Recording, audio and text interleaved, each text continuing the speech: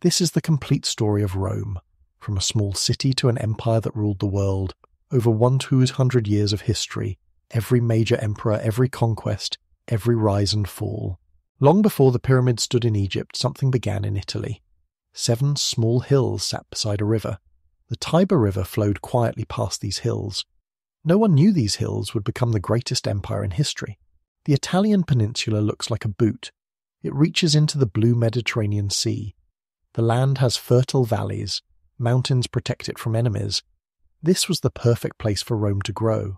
In the 8th century before Christ, the world was different. Greek cities dotted the coastlines. Eastern empires like Babylon ruled by force. Egypt was already ancient and powerful, but a small Latin town would grow bigger than them all. This story begins in 753 BC. That is when Rome was founded. We will follow every step of its amazing journey. First came the Republic. Roman armies conquered Italy. Then they fought the great wars against Carthage. These wars decided who would rule the Mediterranean Sea. Civil wars tore the old system apart. Then came the empire under Augustus Caesar. We will meet emperors both wise and cruel. Trajan expanded the borders. Hadrian built a great wall. Marcus Aurelius wrote philosophy while fighting wars. Roman legions marched to Britain. They crossed the Rhine River. They built roads everywhere. The Golden Age brought peace to millions of people. Then crisis nearly destroyed everything. Christianity rose from a small cult to the official religion. We will see how barbarian tribes entered the empire, how the West fell but the East survived, how Roman law and culture shaped everything that came after. This is the complete story. Romans gave us our laws and languages. They built roads that lasted centuries. Their architecture still inspires us today.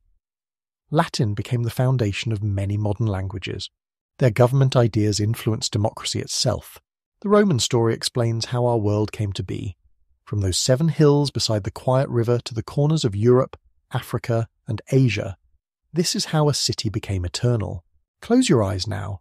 Let history flow like the gentle Tiber River. Rest easy as we explore the rise and rule of Rome, the greatest empire the world has ever known. The story of Rome begins with legends. These stories were told for centuries before anyone wrote them down. They mix truth with myth, but they show us how Romans saw themselves, how they understood their destiny to rule the world. Long ago, the great city of Troy fell to Greek warriors. The Trojan War had lasted 10 years. When Troy burned, most of its people died, but one prince escaped. His name was Aeneas. He carried his father on his back as the city collapsed around them. The gods had plans for Aeneas. They guided his ships across the Mediterranean Sea. He wandered for years like Odysseus. Finally, he reached the shores of Italy. There he married Lavinia, daughter of a local king.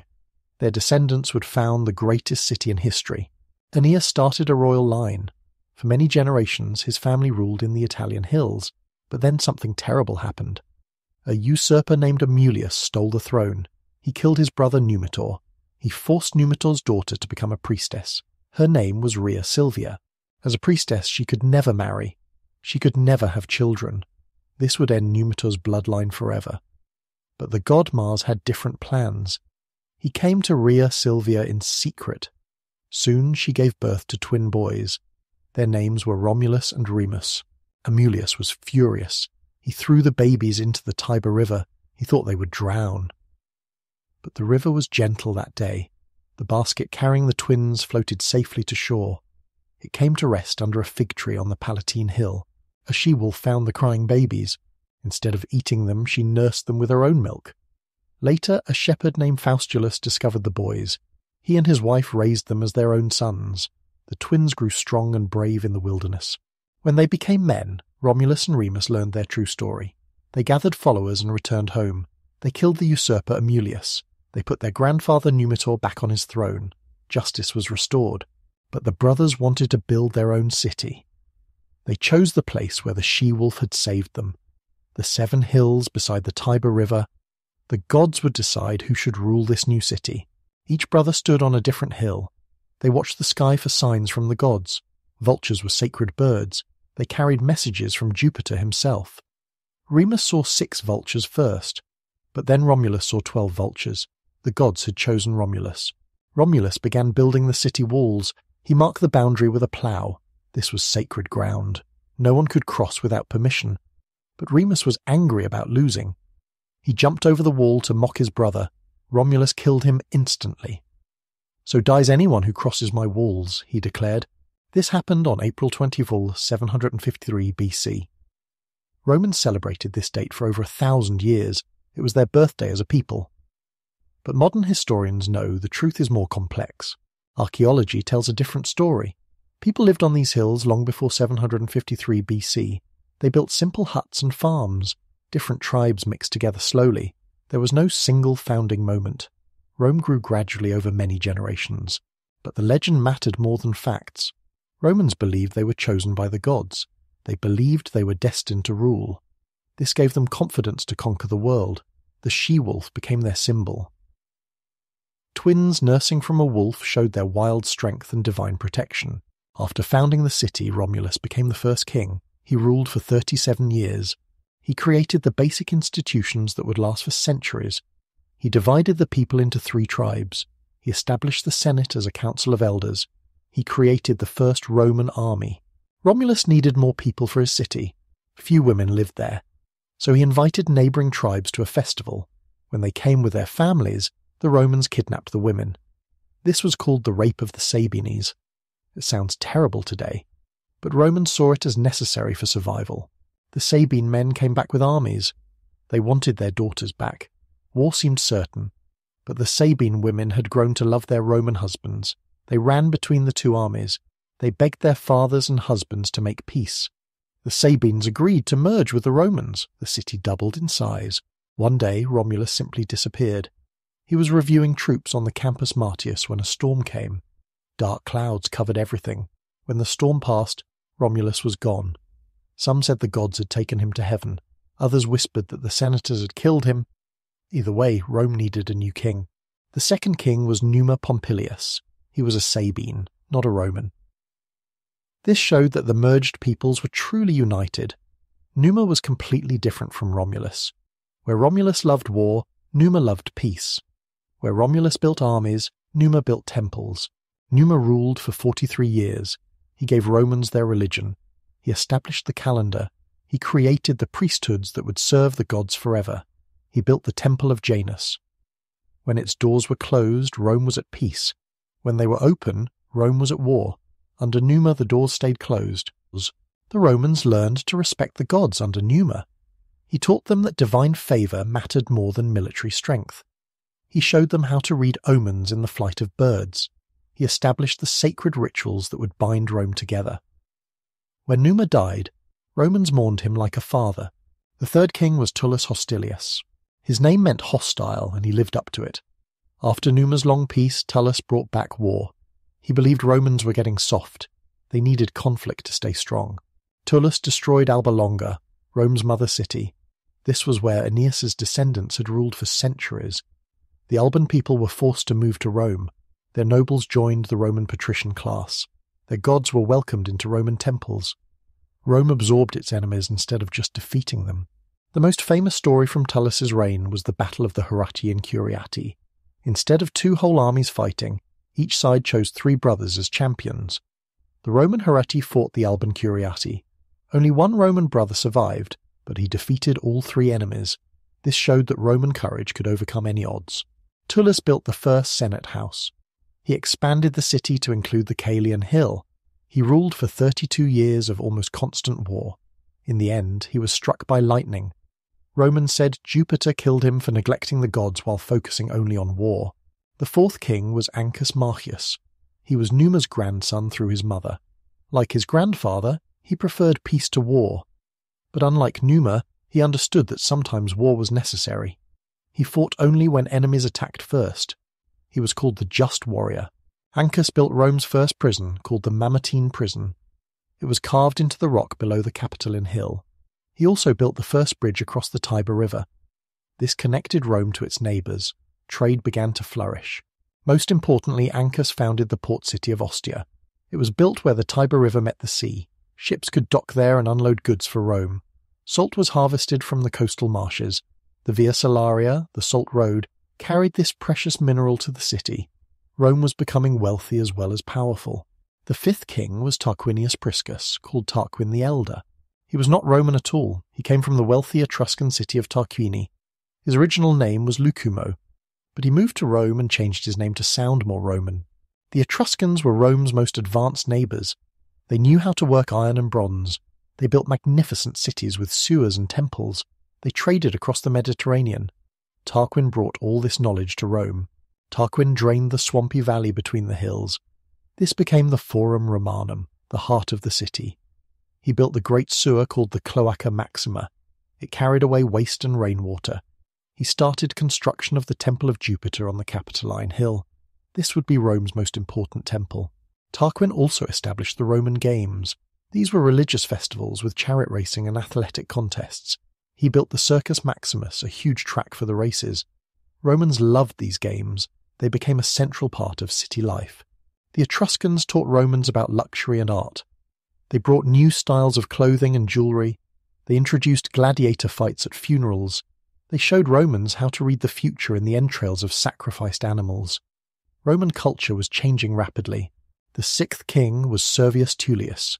He was born a slave in Tarquin's household, but the gods marked him for greatness. As a child, his head caught fire while he slept. Instead of burning him, the flames formed a crown. The queen recognized this as a sign. She convinced her husband to free the boy and adopt him. Servius became the most important king after Romulus. He completely reorganized Roman society. He conducted the first census, counting every Roman citizen. He divided the people into classes based on wealth, not birth. The richest citizens had the most political power, but everyone had some voice. Servius built a great wall around all 7 hills. This was called the Servian Wall. Parts of it still exist today. He also divided the city into 4 urban tribes for voting purposes. He established the Latin festival, which brought together all the Latin cities in friendship. Under Servius, Rome's population grew to perhaps 80,000 people. The city was becoming one of the largest in Italy. But not everyone was happy with the changes. Some nobles thought Servius was giving too much power to the common people. The 7th and final king was Tarquinius Superbus, Tarquin the Proud. He was the son of Tarquin the Elder, but he was nothing like his father. Where the elder Tarquin had been generous and wise, Superbus was cruel and arrogant. Superbus murdered Servius Tullius to take the throne. He refused to bury the old king properly. He ruled without consulting the Senate or the people. He used violence to get his way. He surrounded himself with bodyguards because so many people hated him. Yet Superbus was also an effective ruler in some ways. He finished the Temple of Jupiter that his father had started. He built extensive sewers and roads. He conquered several neighbouring cities. Rome continued to grow in power and wealth. But Superbus made a fatal mistake. His son Sextus raped a noble Roman woman named Lucretia. She was the wife of Collatinus, a relative of the royal family. After telling her husband what had happened, Lucretia killed herself from shame. The rape of Lucretia outraged all Romans. It showed how the king's family thought they could do anything they wanted. A group of nobles led by Lucius Junius Brutus swore an oath over Lucretia's body. They would drive out the tyrant king and never allow one man to rule Rome again. The revolution succeeded. Tarquin Superbus fled the city in 509 BC. He tried for years to return with foreign armies, but the Romans resisted. They had learned to hate the very idea of kingship. They would govern themselves from now on. During the Age of Kings, Roman society developed its basic structure. At the top were the patricians. These were the noble families who claimed descent from the original senators appointed by Romulus. They owned most of the land. They held all the important priesthoods. They controlled the government. Below the patricians were the plebeians. These were the common people. Some were wealthy merchants or skilled craftsmen. Others were poor farmers or labourers. All were citizens, but they had fewer rights than patricians. They could not marry patricians or hold major offices. The family was the foundation of Roman society. The oldest male, called the paterfamilias, had absolute power over everyone in his household. This included his wife, children, and slaves. He could sell his children or even execute them if they disobeyed. His word was law within his own home. Roman women had more freedom than women in most ancient societies. They could own property and run businesses. They were not locked away in their homes like Greek women. But they could not vote or hold office. They were expected to be loyal wives and devoted mothers. Religion was everywhere in Roman life. The gods controlled every aspect of existence. Jupiter ruled the sky and thunder, Mars governed war, Minerva watched over wisdom and crafts, Vesta guarded the sacred fire that could never be allowed to die. Every family had household gods called Lares and Penates. The Lares protected the house itself, the Penates guarded the food storage. Every morning the family would offer them small portions of bread and wine. Neglecting the household gods brought terrible bad luck. The Romans also worshipped their ancestors. Dead family members became divine spirits. They were called the Manes. Romans believed the Manes watched over the living and could help or harm them. Proper burial rituals and regular offerings kept the ancestors happy. Public religion was equally important. The king served as the chief priest.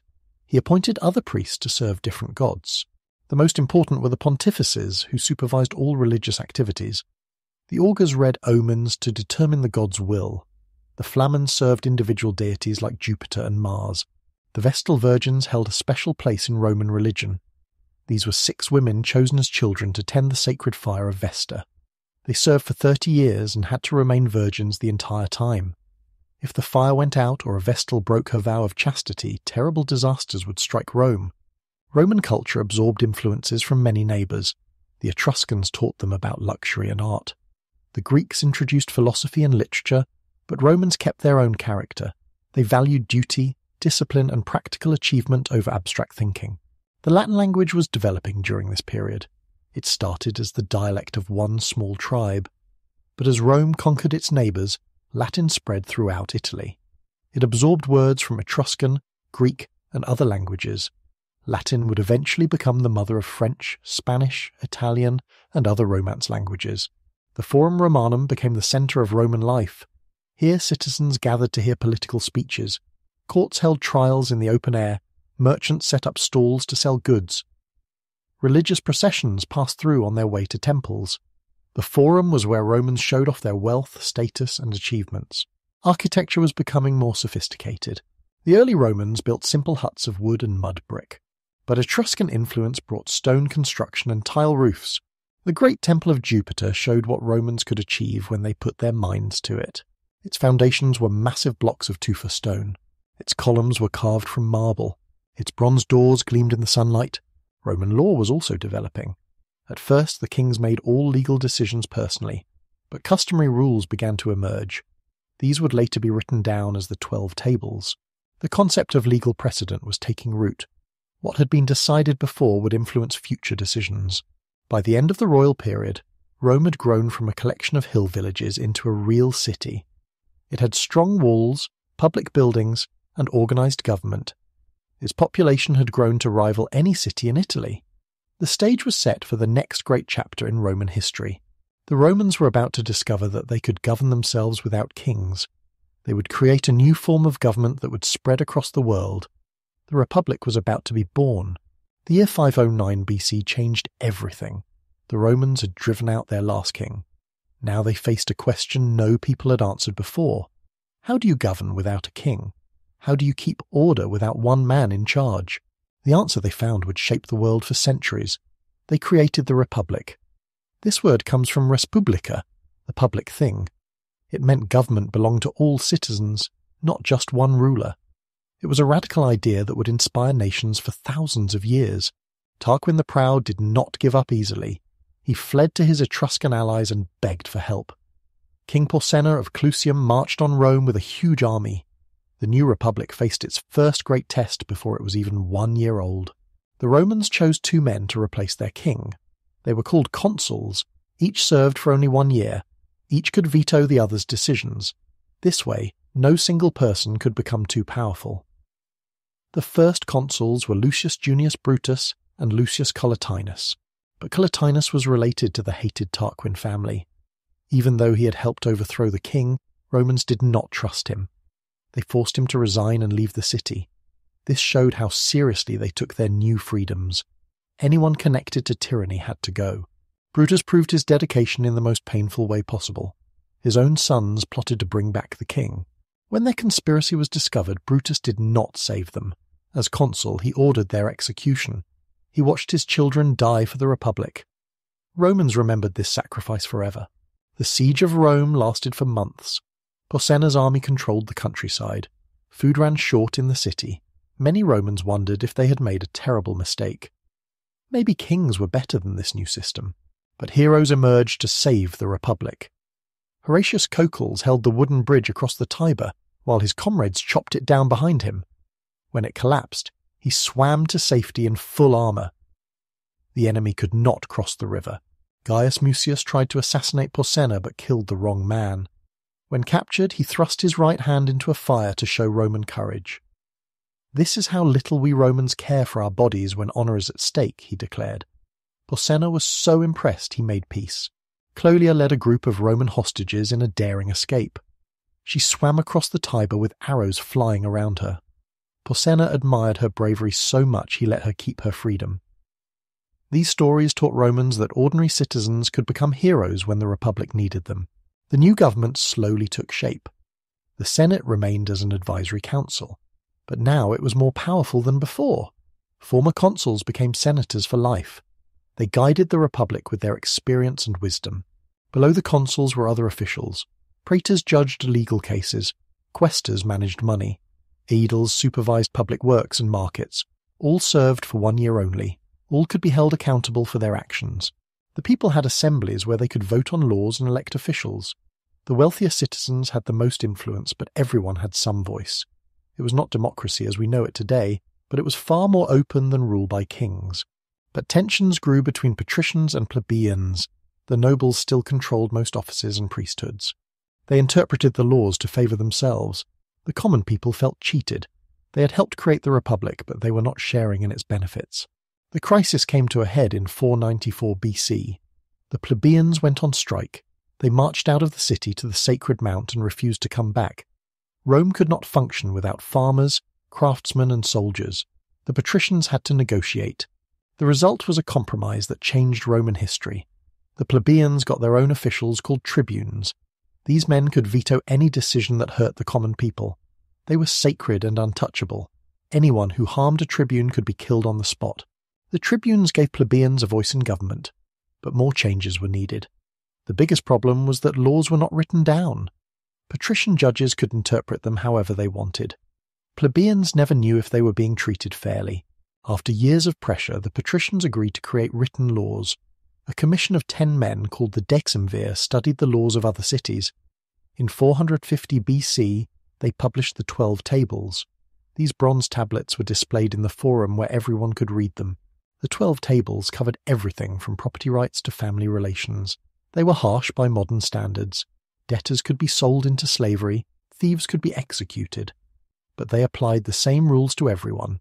Rich and poor were equal before the law. One famous law stated, if a man breaks another's bone, he must suffer the same injury unless he pays compensation. Another declared, no privilege shall be granted to anyone that harms the people. These principles would influence legal systems for centuries. Rome's new government faced many tests. In 458 BC, enemies surrounded a Roman army in the mountains. The city needed a dictator, a single commander with absolute power for 6 months. They chose Cincinnatus, who was ploughing his farm when the messengers arrived. Cincinnatus defeated the enemy in just 16 days. Then he gave up his power and returned to his plough. This became the Roman ideal of public service. Leaders should serve the state when needed, then return to private life. They should not seek power for its own sake. But Rome's greatest test came in 390 BC. A huge army of Gallic warriors invaded Italy. These tall, blonde barbarians terrified the Romans. They had never seen enemies like this. The Gauls carried long swords and painted their bodies blue for war. The two armies met at the Allia River just 11 miles from Rome. The Roman forces broke and ran almost immediately. Thousands of soldiers threw away their weapons and fled. The Gauls marched on Rome unopposed. Most Romans evacuated the city. Only a small garrison remained on the Capitoline Hill. The Gauls burned everything else. They looted temples and houses. They slaughtered civilians who had stayed behind. Rome's rise seemed to be over before it had really begun. But the garrison on the capital held out for months. Legend says the sacred geese of Juno's temple warned of a night attack.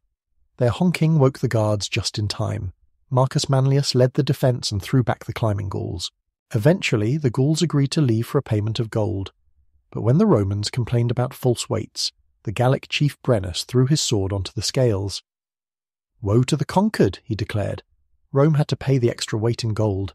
The sack of Rome was a national trauma, but it also taught important lessons. The city needed stronger walls. The army needed better training.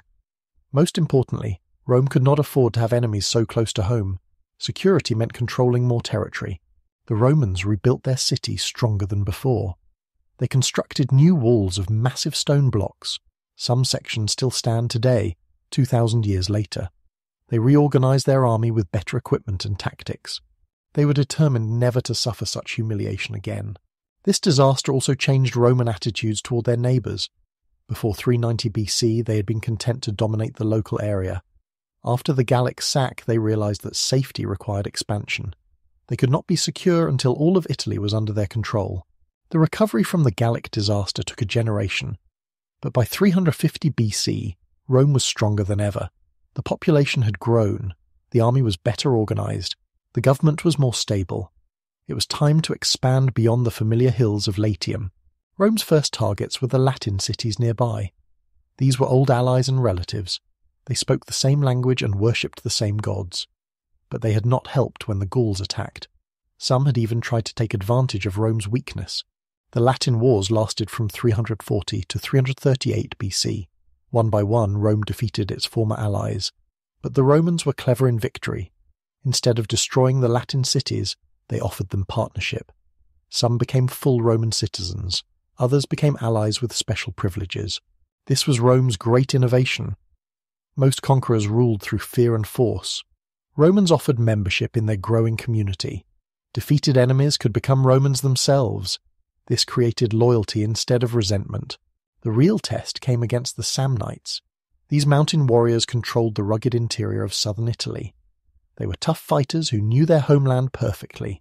Their hilltop towns were almost impossible to capture. War against them would last 50 years. The First Samnite War began in 343 BC.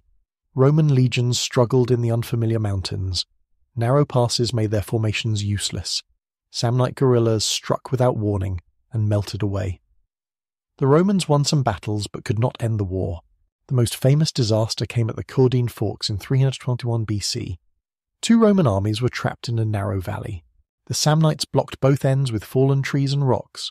The Romans could not advance or retreat. They faced total destruction. But the Samnite leader Pontius offered a choice.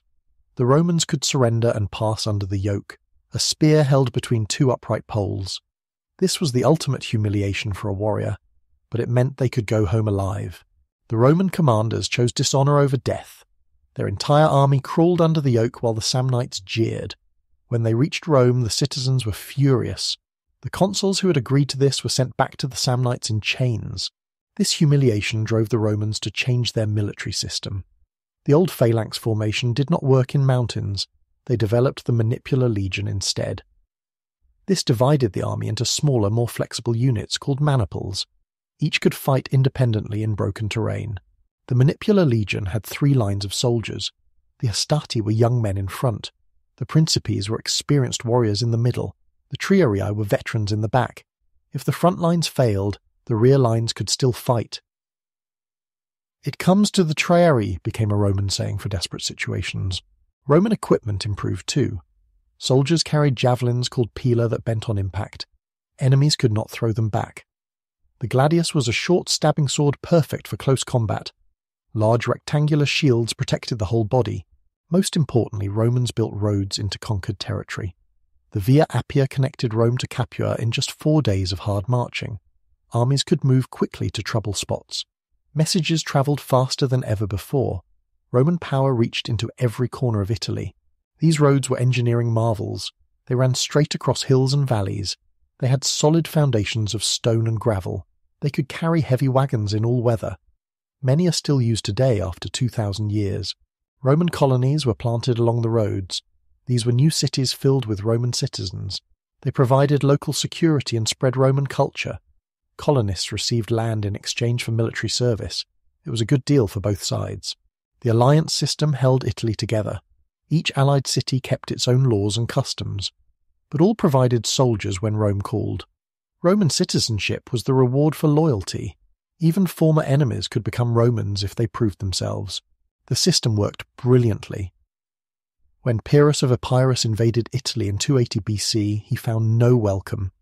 This Greek king brought elephants, professional soldiers, and brilliant tactics.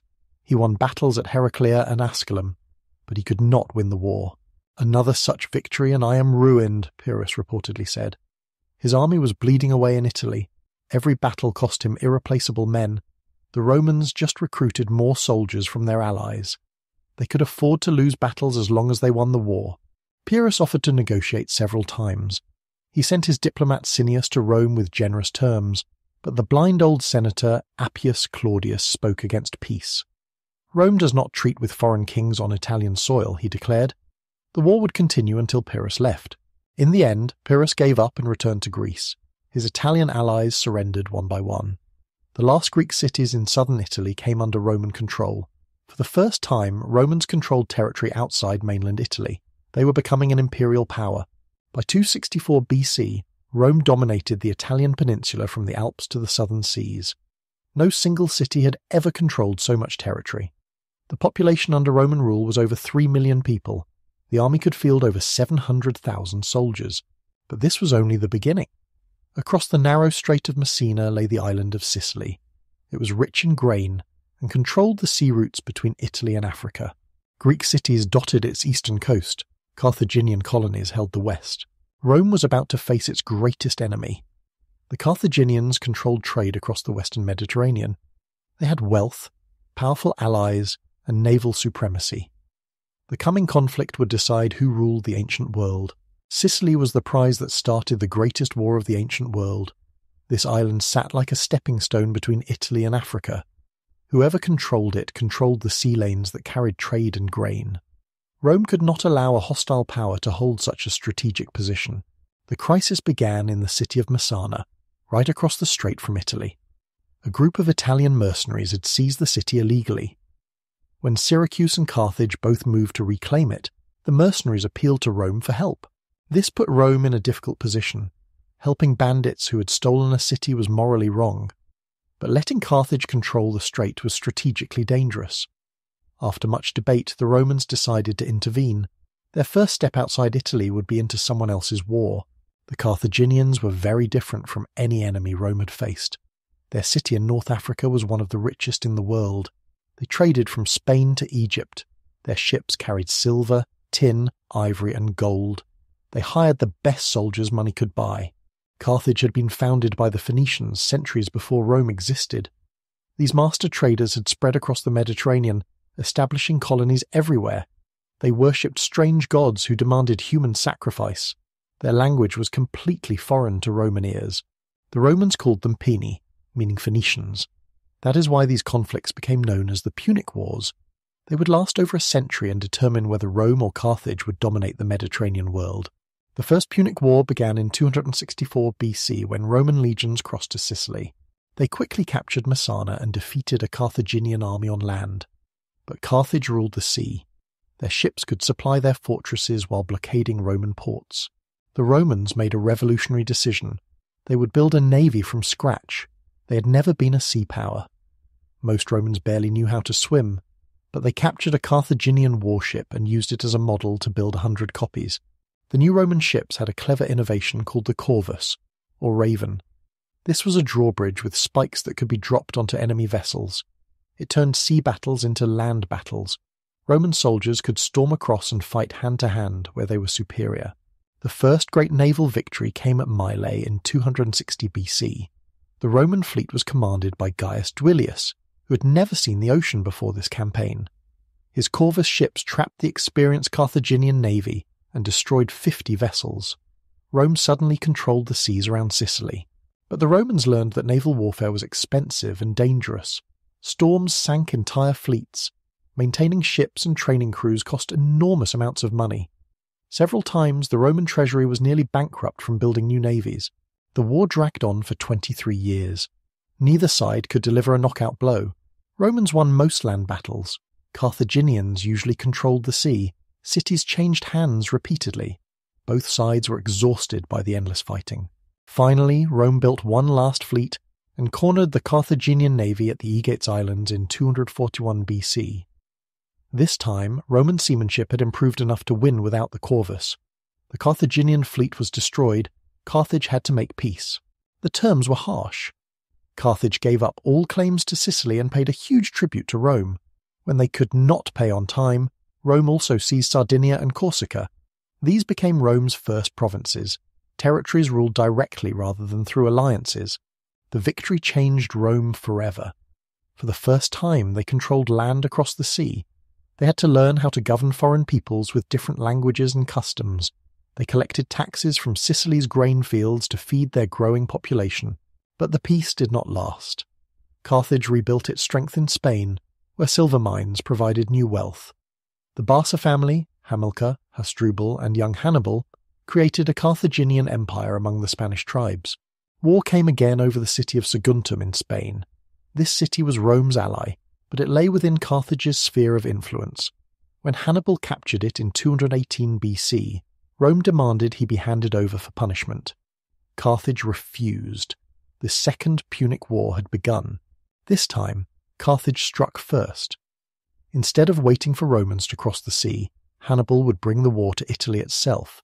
His plan was audacious beyond belief. He would march an army from Spain, across the Alps, and into the Roman heartland. The army that left Spain in 218 BC was the finest force of its age. It included Spanish infantry, African cavalry, Celtic warriors, and 37 war elephants. These massive beasts had never been seen in Italy. They would strike terror into Roman hearts. The Alpine crossing was one of history's greatest military achievements. Hannibal led 90,000 men through passes no army had ever attempted. Snow, ice, and hostile tribes took a terrible toll. Rock slides crushed entire units. Elephants fell from narrow paths into deep ravines. But Hannibal reached Italy with 26,000 survivors. More importantly, he had kept his army together as a fighting force. Celtic tribes in northern Italy joined him immediately. His veterans taught them Roman military methods. The invasion army began to grow again. The Romans could hardly believe the news. An enemy army with elephants was marching through their territory. The consul Publius Scipio rushed north with 2 legions. He met Hannibal at the Ticinus River and was badly defeated. The war had come home. At Trebbia River, Hannibal won his first great victory on Italian soil. He lured the Roman army across an icy stream in winter. His hidden troops struck from the flanks while elephants broke the Roman centre. Only 10,000 Romans escaped from an army of 40,000. The news terrified Rome. Hannibal was marching toward the city itself. Some citizens fled to the countryside. Others barricaded themselves in their homes. The Senate declared a state of emergency and appointed a dictator. But Hannibal did not attack Rome directly. His army was too small to besiege such a large city. Instead, he moved south to rally Rome's Italian allies. If they abandoned Rome, the Republic would collapse from within. At Lake Trasimene in 217 BC, Hannibal achieved his most perfect ambush. He hid his army in the hills around the lake on a foggy morning. When the Roman army entered the valley, they could barely see their own standards. Hannibal's troops attacked from all sides at once. Consul Flaminius died in the slaughter, along with 15,000 soldiers. Another 15,000 were captured. The Carthaginian losses were negligible. It was the worst Roman defeat in centuries. Panic spread throughout Italy as news of the disaster reached every city. Rome appointed Quintus Fabius Maximus as dictator. He adopted a strategy of avoiding battle while harassing Hannibal's army. Roman troops would attack foraging parties and supply lines, but never face the main Carthaginian force. It was nicknamed the Fabian strategy, after its creator. This cautious approach saved Rome but frustrated the citizens. They wanted decisive action, not endless delay. When Fabius's term ended, they elected consuls who promised to crush Hannibal in one great battle. It was exactly what Hannibal was hoping for. The climax came at Cannae in 216 BC. Rome assembled its largest army ever, 86,000 men against Hannibal's 50,000. The Roman consuls Varro and Paulus were confident that numbers would bring victory. They formed their legions in a massive rectangle and advanced. Hannibal arranged his troops in a crescent shape with the weakest units in the centre. As the Romans pressed forward, the centre bent back like a bow. The Roman army pushed deeper into the trap. Then Hannibal's African veterans on the flanks attacked both Roman sides simultaneously. The result was military perfection. The Roman army was surrounded and crushed. Consul Paulus died fighting. So did 48,000 Roman soldiers and 19,000 allies. Hannibal's losses were fewer than 6,000 men. It was the worst defeat in Roman history. Hannibal sent 3 bushels of gold rings back to Carthage, one taken from each dead Roman knight. The message was clear. Rome's ruling class had been devastated. Many expected the Republic to surrender immediately, but the Romans refused to give up. They would not even ransom their captured soldiers. Rome does not buy back its men, the Senate declared. They raised new armies and continued fighting. The war that Hannibal thought would end quickly dragged on for years. Gradually, Roman persistence began to tell. Hannibal could win battles, but not the war. His requests for reinforcements were ignored by Carthage. His Italian allies remained mostly loyal to Rome. His army was trapped in hostile territory with no secure base. The turning point came when Rome found its own great general. Publius Cornelius Scipio was only 24 when his father and uncle were killed in Spain. The Senate gave him command of the Spanish armies despite his youth. He would prove worthy of the trust. Scipio was different from other Roman commanders. He studied Hannibal's tactics and adapted them for his own use. He trained his soldiers in new formations. Most importantly, he understood that the war had to be won by attacking Carthage itself.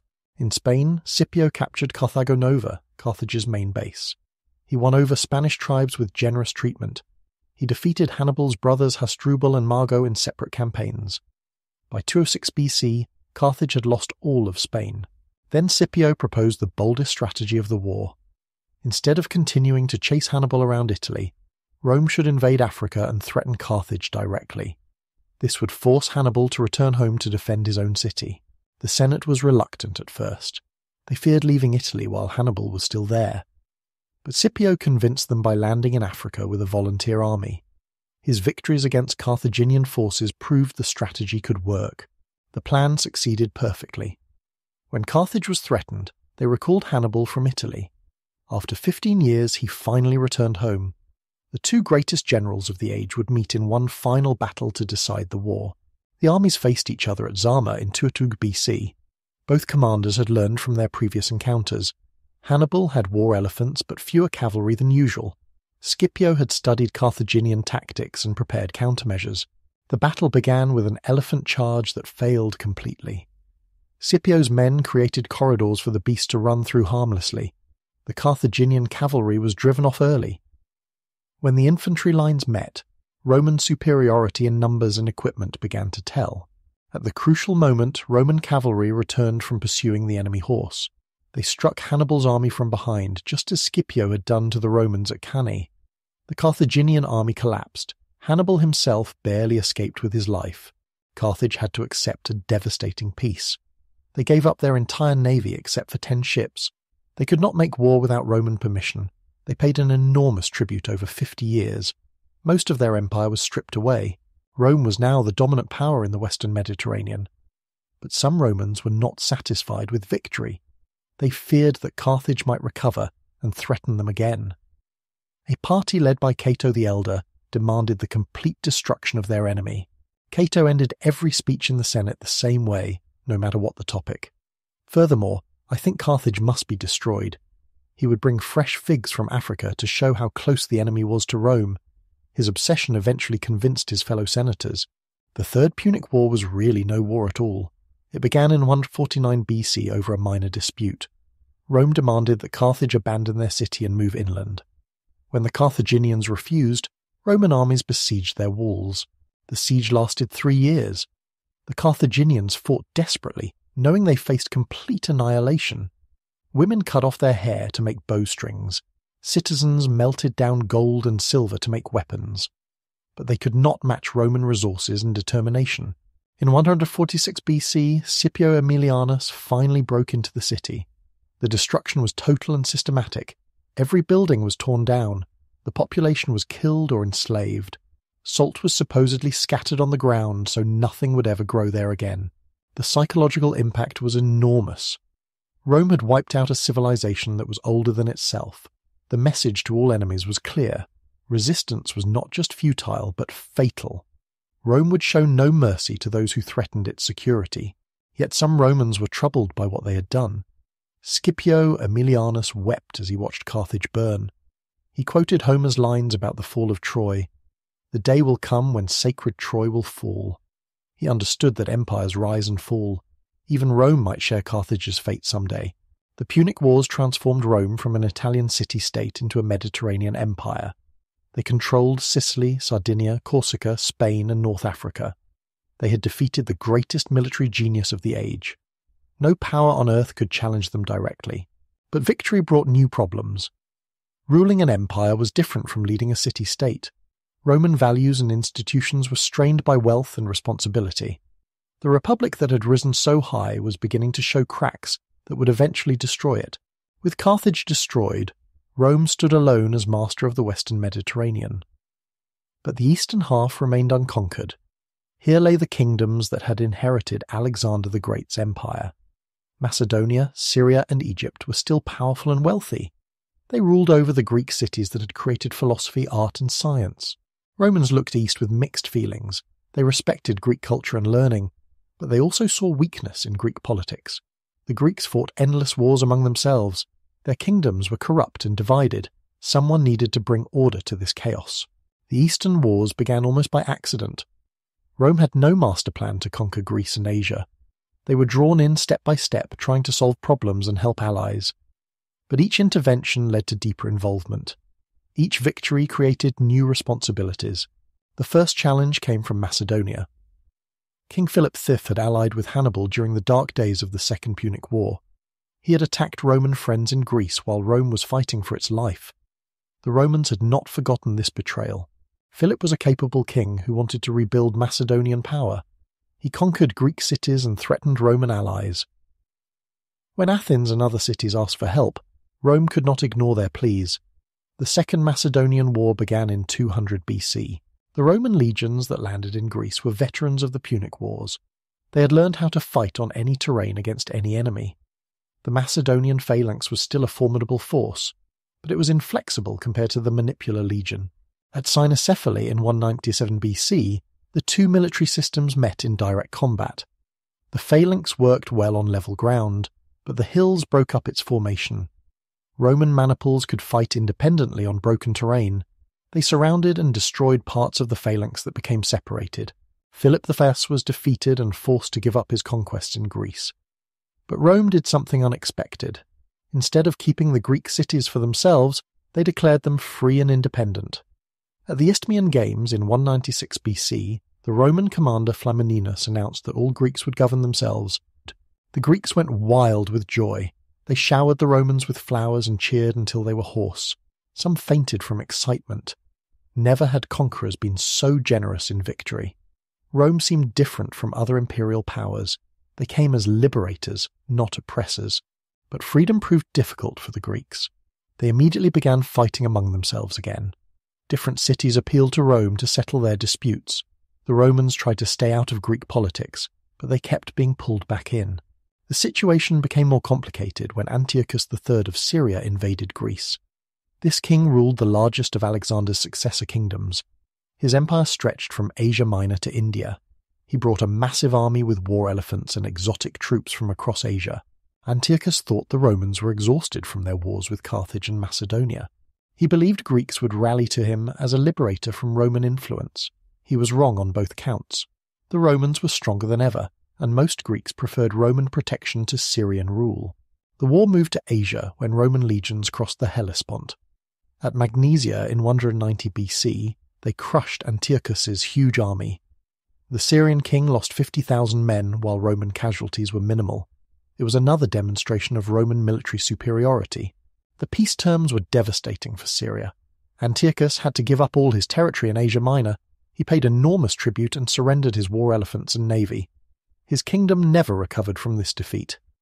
The Seleucid Empire began its long decline toward collapse. Rome's eastern conquest continued under different pretexts. Perseus, the new king of Macedonia, was accused of plotting against Roman allies. The Third Macedonian War ended at Pydna in 168 BC, where the last Macedonian phalanx was destroyed forever. This battle marked the end of an era. The phalanx had dominated battlefields since Alexander's time, but it could not adapt to Roman tactical flexibility. After Pydna, all serious armies copied Roman methods. The legion had proven its superiority over every other military system. Perseus was paraded through Rome in golden chains during the victory triumph. Macedonia was divided into 4 republics that could not unite or make war. The proud kingdom that had conquered the Persian Empire was reduced to a collection of weak client states. Egypt avoided direct conquest by submitting voluntarily. The Ptolemaic pharaohs became Roman allies and let Rome control their foreign policy. This saved them from invasion, but reduced them to puppets. Egypt's vast wealth now served Roman interests. By 146 BC, Rome controlled the entire Mediterranean basin. They called it our sea, Mare Nostrum. No navy could challenge their fleets. No army could match their legions. They had achieved something no power in history had managed: complete dominance of the civilized world. But ruling this empire changed Rome profoundly. Roman nobles spent years in the east governing provinces. They returned home with Greek art, philosophy, and luxuries. They built magnificent houses filled with statues and paintings. They hired Greek tutors for their children. This process was called Hellenization, becoming Greek-like. The Roman elite learned Greek language and literature. They studied philosophy and rhetoric. They adopted Greek styles in clothing, food, and entertainment. Traditional Roman simplicity was giving way to Eastern sophistication. Not all Romans approved of these changes. Cato the Elder led the resistance to Greek influence. He believed traditional Roman values were being corrupted by foreign luxury. Greece has conquered its conqueror, he warned. We brought home Greek vices along with Greek arts. Cato tried to enforce the old ways through personal example. He wore simple clothes and ate plain food. He walked instead of riding in a litter. He spoke Latin instead of Greek. He wanted Romans to remember the virtues that had made them great. But the tide of change could not be stopped. Young Romans wanted to learn from Greek teachers. They studied Homer and Plato alongside Roman history. They attended Greek schools in Athens and Rhodes. They brought home new ideas about government, religion, and philosophy. Greek influence transformed Roman literature. Early Roman writers like Livius Andronicus translated Greek plays into Latin. Plautus and Terence wrote comedies based on Greek models. Ennius created epic poetry celebrating Roman achievements in Greek-style verse. These writers developed Latin into a sophisticated literary language. They proved that Romans could create art as well as conquer territories. Latin literature would eventually surpass its Greek models and influence European culture for centuries. Greek philosophy also found Roman converts. Young nobles studied Stoicism, Epicureanism, and other schools of thought. They learned to question traditional beliefs and customs. Some became more interested in abstract ideas than practical politics. This worried conservatives like Cato. They feared that philosophy would make Romans soft and impractical. Traditional Roman religion was based on duty and ritual, not complex theology. Greek rationalism might undermine the beliefs that held society together. The tension between Greek and Roman culture would never be fully resolved. Romans remained proud of their military achievements and practical skills, but they also wanted to be seen as civilized and cultured. They tried to combine the best of both traditions. Rome's rapid expansion created enormous wealth, but it was not shared equally. The ruling class became fabulously rich from war booty, provincial taxes, and slave labor. Common citizens often became poorer as traditional ways of life were disrupted. The most serious problem was what happened to Roman farmers. For centuries, small farms had been the backbone of Roman society. Citizen soldiers owned their own land and served in the legions when needed. This created a sturdy middle class of independent proprietors. But the long wars changed everything. Farmers were drafted for years at a time. Their fields lay fallow while they fought in Spain or Greece. When they returned home, they found their farms ruined and their families in debt. Many had no choice but to sell their land to wealthy buyers. Rich Romans used their war profits to buy up these abandoned farms. They combined small holdings into vast estates called latifundia. These were worked by the thousands of slaves captured in recent conquests. Slave labor was cheaper than free labor because slaves did not need to be paid. The displaced farmers had nowhere to go except the cities. Rome's population swelled with unemployed rural refugees. They lived in crowded slums and depended on food distributions to survive. They had no steady work because slaves did most manual labor. This created a dangerous situation. Rome now had a large class of idle citizens with nothing to lose. They could be stirred up by ambitious politicians who promised them land or money.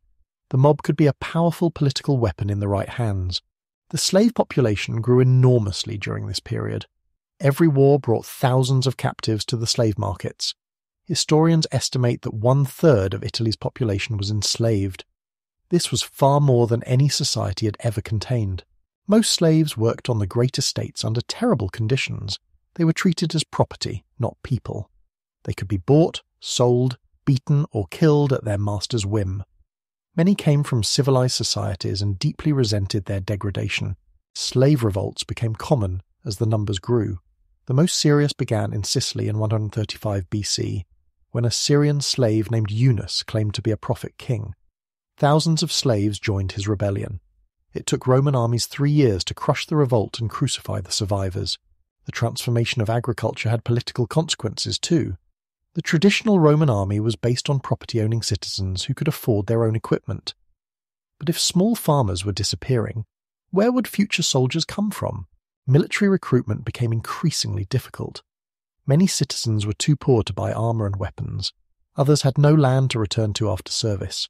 Some refused to serve in long campaigns that would ruin their remaining property. The army faced a manpower crisis. Roman society was becoming more stratified and divided. At the top were a few hundred noble families who controlled politics and the army.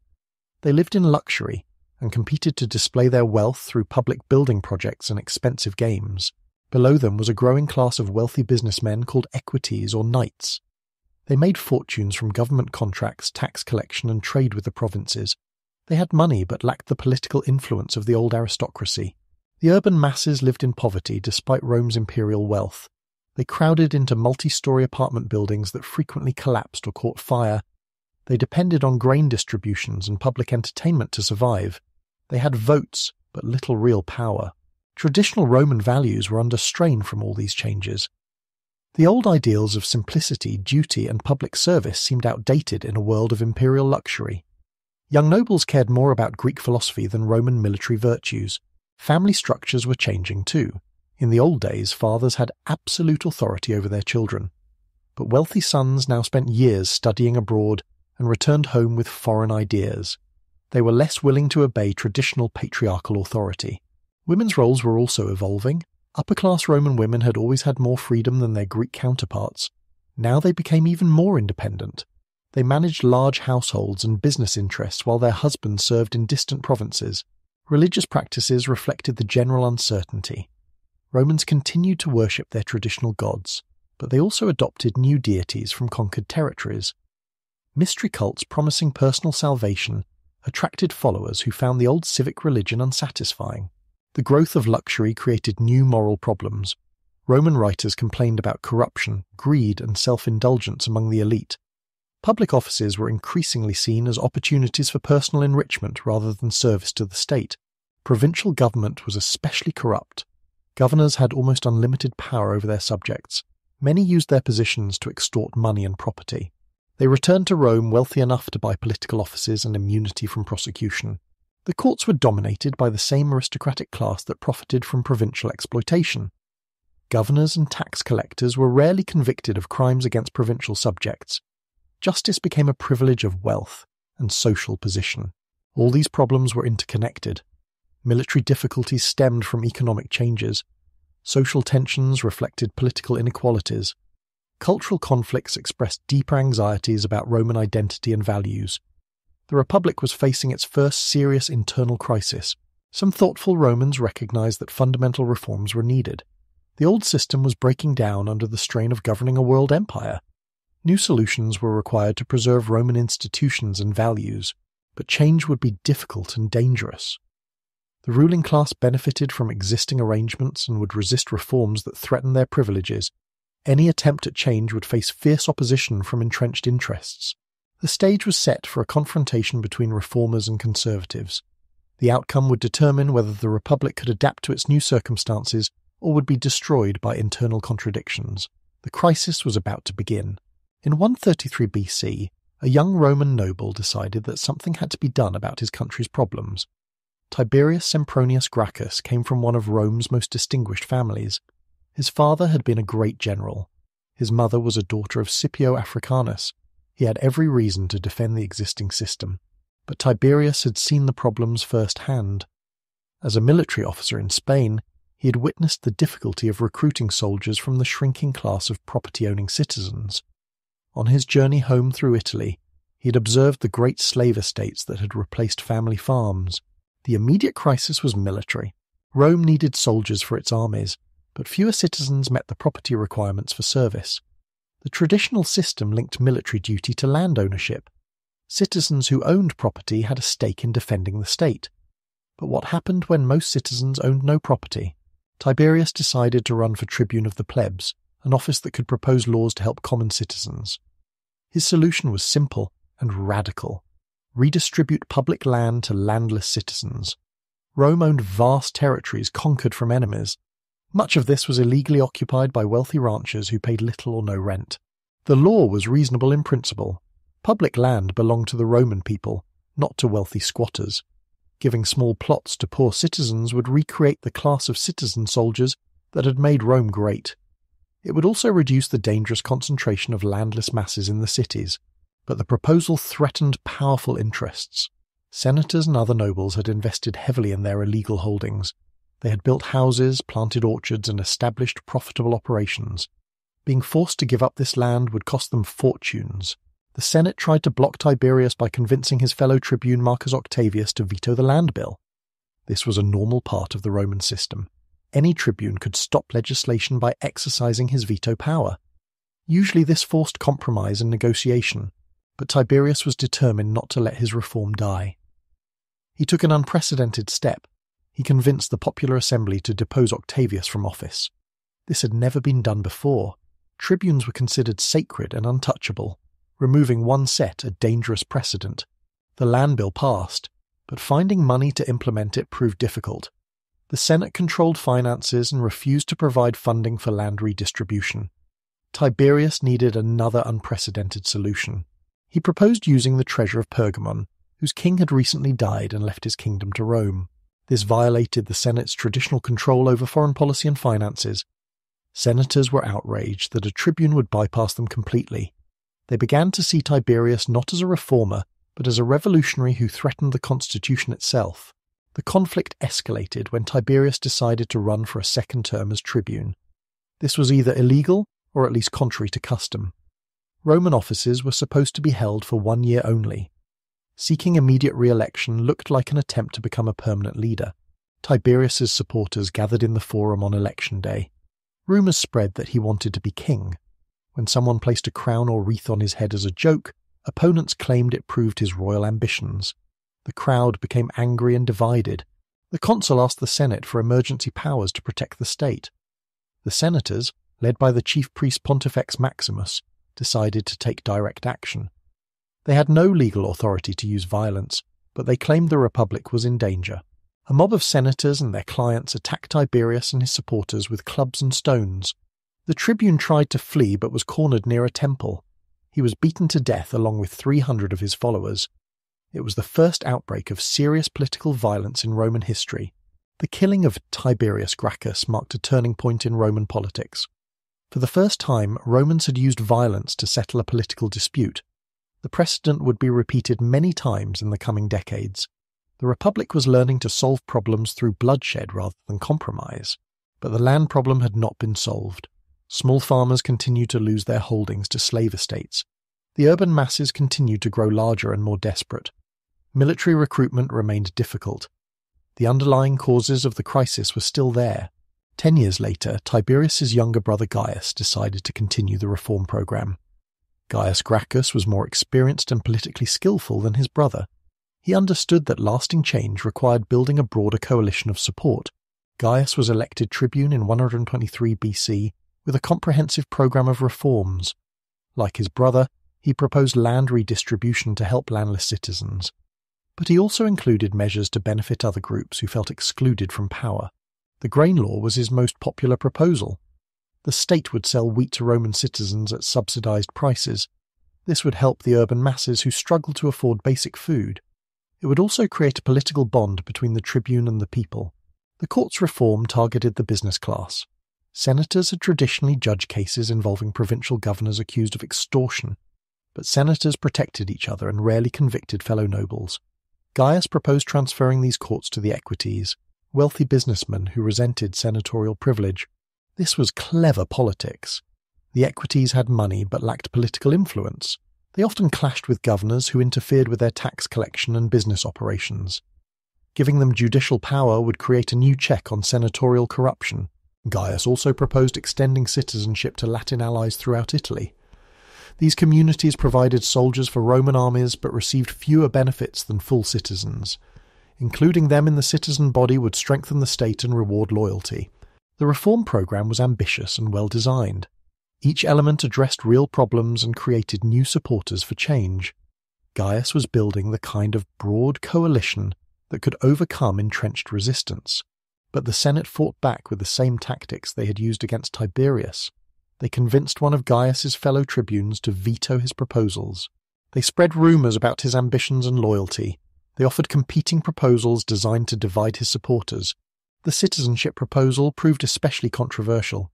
Many Roman citizens opposed extending their privileges to others. They feared dilution of their own status and increased competition for benefits. The Senate exploited these fears to turn people against Gaius.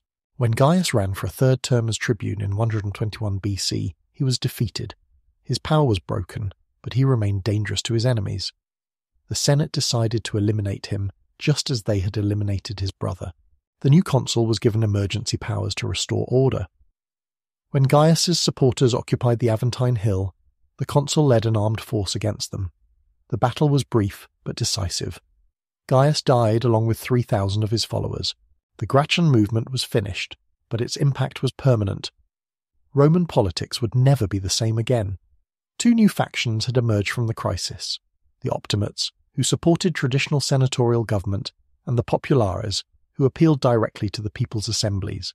The Optimates claimed to represent the best people, the established aristocracy who had guided Rome to greatness. They believed that experienced nobles should control policy without interference from ignorant masses or ambitious demagogues. The Populares claimed to represent the Roman people against a corrupt and selfish oligarchy. They used the assemblies to pass laws that the Senate opposed. They promised benefits to citizens who felt excluded from imperial prosperity. This division would dominate the late Republic. Ambitious politicians would choose sides based on where they saw the best opportunities for advancement. Some, like the Gracchi, may have been sincere reformers. Others were simply seeking power through different means. The use of violence had become acceptable in Roman politics. Both sides now believed that some causes were worth fighting and dying for. Compromise and negotiation seemed weak compared to decisive action. The Republic was learning to settle disputes through bloodshed. The Gracchian crisis revealed fundamental problems that would eventually destroy the Republic. The Senate was too narrow and self-interested to govern an empire effectively. The people's assemblies were too easily manipulated by demagogues. The system needed reform, but reform was impossible without destroying the system itself. Most ominously, the crisis showed that Romans were willing to kill other Romans over political differences. The bonds of citizenship were weakening under the strain of imperial success. The Republic that had conquered the world was beginning to conquer itself. The blood of the Gracchi brothers had stained the Forum stones, but it did not wash away the problems they had tried to solve. Rome still needed soldiers for its armies. Citizens still needed land to support their families.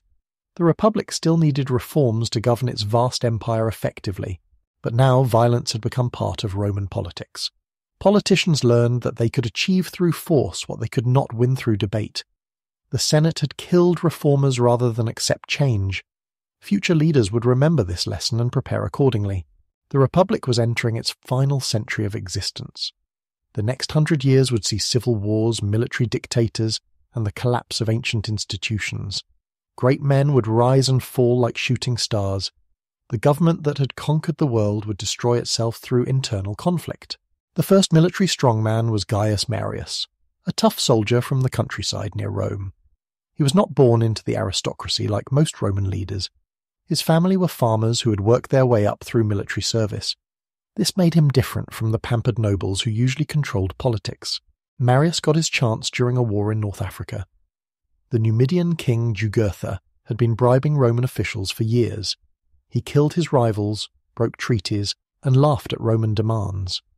Several Roman armies had failed to defeat him. The people wanted a commander who could not be bought.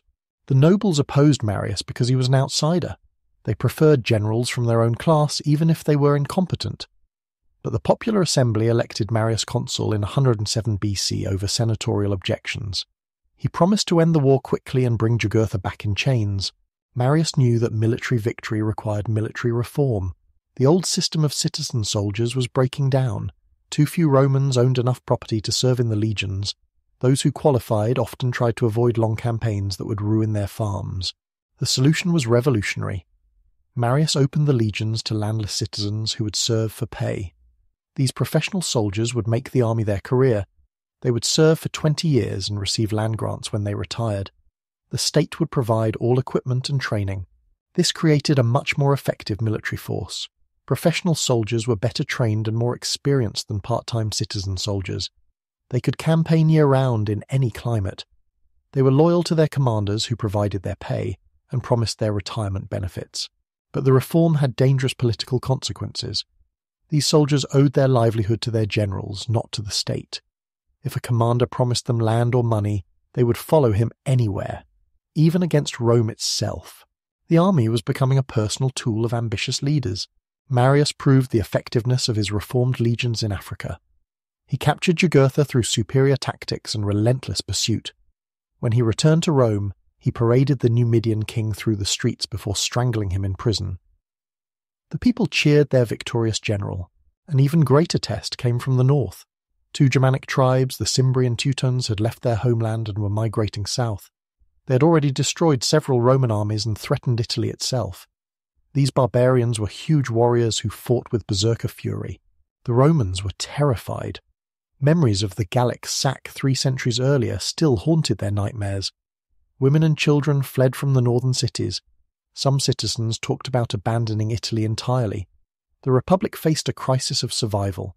Marius was elected consul year after year to meet this emergency. This violated the traditional rule that consuls should serve only 1 term. But desperate times required desperate measures. The people trusted Marius more than any other leader. The general used the time to train his army intensively. Roman soldiers learned to march faster and fight harder than any enemy. They built fortified camps every night and practiced coordinated maneuvers every day. They became the most professional fighting force in the ancient world. When the barbarians finally invaded Italy, Marius was ready. At Aquae Sextiae in 102 BC, he annihilated the Teutons. At Vercelli in 101 BC, he destroyed the Cimbri. Over 200,000 barbarians died in these battles. The Germanic threat was ended forever. Marius returned to Rome as the greatest hero since Scipio Africanus. He had saved the Republic from destruction and reformed its military system. The people called him the 3rd founder of Rome, after Romulus and Camillus. He seemed destined for eternal glory. But Marius was a better general than politician. He tried to continue the Gratian reform program, but lacked the political skills to build lasting coalitions. His attempts to provide land for his veterans were blocked by the Senate. His popularity gradually faded as new problems arose. The most serious crisis came from Rome's Italian allies. These communities had provided soldiers for Roman armies for centuries. They had fought in every war and shared in every victory. But they were not Roman citizens and did not receive equal benefits from conquest. The allies wanted full citizenship with voting rights and legal protections. This seemed reasonable given their loyal service. But Roman citizens opposed sharing their privileges. They feared being outvoted by millions of new citizens with different cultures and interests. When the tribune Marcus Livius Drusus proposed extending citizenship to the allies, he was assassinated. The Italian communities decided they had waited long enough. If Rome would not grant them equality, they would fight for independence. The social war began in 91 BC when Italian cities formed their own confederation. They established a capital at Corfinium and elected their own consuls and senate. They minted coins showing an Italian bull goring a Roman wolf. This was civil war on a massive scale. The fighting was bitter because both sides knew the terrain and tactics perfectly. Italians had learned Roman military methods through centuries of alliance. They used this knowledge against their former partners. Cities that had been friends for generations became deadly enemies. Romans gradually realized they could not win through military force alone. There were too many Italian communities and too many experienced soldiers. The only solution was political compromise. In 90 BC, they offered citizenship to any community that stopped fighting. Most allies accepted this offer immediately. They had never wanted independence, only equality. By 89 BC, the war was essentially over. Rome had doubled its citizen population overnight. Italy became Roman not through conquest but through inclusion. But the social war had lasting consequences for Roman politics. It established the principle that major problems could be solved through violence. It also created new opportunities for ambitious generals who could promise benefits to their veteran soldiers. The most dangerous of these generals was Lucius Cornelius Sulla. He came from an old noble family that had fallen on hard times. Sulla was intelligent, cultured, and completely ruthless. He believed that traditional aristocratic values were being destroyed by democratic politicians. Sulla's opportunity came from war in the east. Mithridates VI of Pontus had massacred 80,000 Romans and Italians in Asia Minor. This wealthy kingdom threatened all Roman interests in the eastern Mediterranean. The command against Mithridates was the most prestigious military assignment of the age. The Senate awarded this command to Sulla as consul, but the popular assembly transferred it to Marius instead. The old general wanted one last chance for glory before he died. He convinced the tribune Sulpicius to propose the change through violent demonstrations in the Forum. Sulla refused to accept this decision. He was camped outside Rome with an army preparing to leave for the east. Instead of going to Asia, he marched on Rome itself. For the first time in Roman history, a Roman general led Roman legions against the Roman capital. Most of Sulla's officers refused to follow him. They threw down their insignia and left the camp rather than attack their own city. But the common soldiers were loyal to their commander. They had sworn oaths to obey him and expected him to provide their retirement benefits. Rome had no defences against this attack. The city walls were ancient and crumbling. There was no garrison except urban militia. Citizens threw tiles from rooftops at the advancing soldiers, but they could not stop professional legions. Sulla captured Rome easily and declared martial law. He outlawed Marius and his supporters as enemies of the state. Sulpicius was killed while trying to flee. Marius barely escaped to Africa, where he hid in exile. The Republic had been conquered by one of its own armies, but Sulla could not stay in Rome forever. The Eastern Command was too important to abandon. He implemented some constitutional reforms to strengthen the Senate, then departed for Asia with his legions. He expected his changes to last while he was gone. This was a serious mistake. As soon as Sulla left Italy, his enemies returned to power. Marius came back from exile and allied with the consul Cinna. Together they captured Rome and began a reign of terror against Sulla's supporters. Nobles were murdered in their homes or hunted down in the streets. Marius died of natural causes in 86 BC, but Cinna continued the bloodshed. Meanwhile, Sulla was winning brilliant victories against Mithridates in Greece and Asia. He captured Athens after a long siege and defeated enemy armies in several major battles. His reputation as a general grew even greater. By 83 BC, Sulla was ready to return to Italy. He landed with 5 veteran legions and many eastern allies. The civil war resumed as Romans chose sides between Sulla and the government in Rome. Italy was divided into armed camps. This time, Sulla was methodical and merciless. He defeated his enemies in a series of battles and besieged Rome until it surrendered. When he entered the city, he immediately posted proscription lists, names of citizens who were declared outlaws and could be killed by anyone. The proscriptions were systematic terrorism designed to destroy Sulla's enemies forever. Over 4,000 people were listed, including 40 senators and 1,600 knights. Their property was confiscated and sold to reward Sulla's supporters. Their children were banned from holding public office. Citizens lived in terror as the lists were updated daily. A name could be added for political opposition, personal grudges, or simple greed for someone's property. Heads were displayed in the forum with prices posted for information about other fugitives. Rome had become a slaughterhouse. Sulla also transformed the Roman constitution to prevent future challenges to aristocratic rule. He weakened the tribunate by limiting their powers and making the office a dead end for political careers. He packed the Senate with his supporters and gave it control over all major decisions. These reforms were designed to restore the old republic where nobles governed without interference from popular assemblies or ambitious outsiders. Sulla genuinely believed he was saving traditional Roman values from democratic corruption. In 79 BC, Sulla shocked everyone by resigning his dictatorship and retiring to private life. He had achieved everything he wanted and saw no need to continue ruling. Like Cincinnatus centuries earlier, he gave up absolute power voluntarily, but Sulla's retirement did not bring stability. His constitutional changes were too extreme to last without his personal enforcement. His proscriptions had created too many enemies seeking revenge. His use of military force had established precedents that others would follow. Most importantly, Sulla had not solved the underlying problems that created political violence. Veterans still needed land. Citizens still needed food and work. The empire still needed effective government. The Republic was still ungovernable through traditional methods.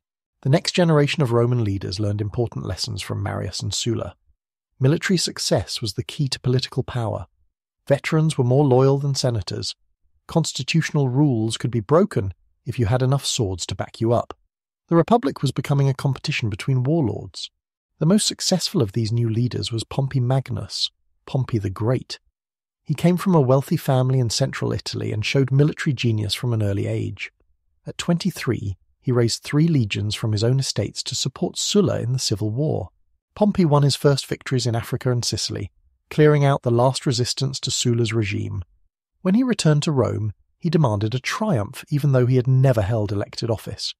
Sulla granted this unprecedented honour to keep his young ally happy. After Sulla's death, new crises gave Pompey more opportunities for glory. A rebellion in Spain led by Sertorius threatened Roman control of that wealthy province. Several Roman commanders had failed to defeat this clever enemy, who used guerrilla tactics and local support. Pompey was given command in Spain despite opposition from the Senate. The nobles did not trust this young upstart who had not followed the traditional career path, but the people supported him as a proven winner who could solve problems that defeated others. The Spanish War lasted 6 years and tested all of Pompey's abilities. Sertorius was a master of irregular warfare who struck without warning and vanished into the mountains. He trained Spanish warriors in Roman tactics while using native knowledge of the terrain. Pompey gradually learned to fight this kind of enemy. He built a network of fortified bases and loyal Spanish allies. He used bribes and threats to turn Sertorius' supporters against him. When Sertorius was assassinated by his own men in 72 BC, organized resistance collapsed. While Pompey was finishing the Spanish War, an even more dangerous crisis erupted in Italy. A gladiator named Spartacus had led a slave revolt that threatened the heart of the Roman world. This was not just a local uprising, but a full-scale war with armies, sieges, and major battles. Spartacus was a Thracian warrior who had been enslaved and forced to fight for entertainment. He escaped from a gladiator school with 70 followers and retreated to Mount Vesuvius. Soon, thousands of runaway slaves joined his growing army. The rebels won several victories against Roman forces sent to suppress them. Spartacus proved to be a natural military leader who could organize and discipline his diverse followers. His army grew to over 100,000 people, including women, children, and non-combatants. For 2 years, Sparta's army roamed through southern Italy, defeating Roman legions and capturing cities. The slaves showed no mercy to their former masters. They crucified Roman prisoners and forced captured gladiators to fight for their entertainment. The Senate finally gave command to Marcus Licinius Crassus, the richest man in Rome. Crassus had made his fortune through real estate speculation and slave labour. He understood that this revolt threatened the entire economic system of Roman Italy. Crassus assembled 10 legions and began a systematic campaign to trap the slave army. He built walls and fortifications to prevent their escape. When his own soldiers showed cowardice, he revived the ancient punishment of decimation, executing every 10th man by lot. Just as Crassus was closing his trap, Pompey returned from Spain with his veteran legions. The two commanders raced to deliver the final blow against Spartacus. In 71 BC, the slave army was crushed in a decisive battle. Spartacus died fighting like the warrior he had always been. Pompey and Crassus both demanded credit for ending the slave war. Their rivalry was intensified by their completely different backgrounds and personalities. Pompey was a brilliant general from the Italian countryside. Crassus was a cunning politician from old Roman nobility. Both men wanted consulships despite not meeting the legal requirements. Pompey was too young and had not held lower offices. Crassus had been praetor, but the required interval had not passed. They agreed to ignore the rules and run together as a team. The Senate could not stop them because they controlled veteran armies camped outside Rome. The lesson of Sulla was clear. Constitutional rules meant nothing without military force to back them up. Pompey and Crassus were elected consuls for 70 BC. During their consulship, they dismantled most of Sulla's constitutional reforms. The tribunate regained its powers. The courts were reorganized to reduce senatorial control. The censorship was restored to update citizen rolls and remove corrupt senators. These changes were popular with the people but created new instability. If one strong man could rewrite the constitution, others could do the same. Roman government was becoming a series of temporary arrangements imposed by whoever controlled the most swords. After their consulship, both men sought new commands to maintain their power and wealth. Crassus was frustrated when he could not find a suitable war to fight. Pompey was more fortunate. Pirates in the Mediterranean provided him with another opportunity for glory. Mediterranean piracy had grown into a major problem during the civil wars. With Roman fleets busy fighting each other, pirates had established bases throughout the Eastern Sea. They captured Roman citizens for ransom and disrupted the grain supply that fed Rome's population. The situation became critical when pirates captured 2 praetors with their entire retinues just outside Rome's port. They were so bold that they sailed into Ostia itself and burned the Roman fleet anchored there. Something had to be done quickly. The tribune Gabinius proposed giving Pompey unlimited power to clear the Mediterranean of pirates. This command would last 3 years and cover the entire sea with all adjacent coasts. Pompey would have authority over all governors and access to the treasury. The Senate opposed this proposal as too dangerous to the constitution. No Roman had ever held such extensive power over so large an area. They feared that Pompey would use these resources to make himself dictator like Sulla. But the people strongly supported the law. They needed grain imports to survive, and only Pompey seemed capable of solving the pirate problem. When opponents tried to use violence to stop the vote, pro-Pompey mobs drove them from the forum. Pompey organized the campaign with remarkable efficiency. He divided the Mediterranean into 13 sectors with a fleet assigned to each. Instead of chasing individual pirate ships, he attacked their bases simultaneously. Within 3 months the seas were clear. This success brought Pompey even greater prestige and another extraordinary command. Mithridates of Pontus had resumed his war against Rome, while the Republic was distracted by civil conflicts. Several Roman armies had been defeated in Asia Minor. The tribune Manilius proposed transferring the eastern command from Lucullus to Pompey. This would give Pompey control over all Roman forces in the east, plus authority to make treaties and establish provincial boundaries. He would govern half the Roman world. Again, the Senate opposed extending so much power to one man, but again the people overruled senatorial objections. Pompey's popularity was at its peak. Citizens trusted him more than any other leader to protect Roman interests abroad.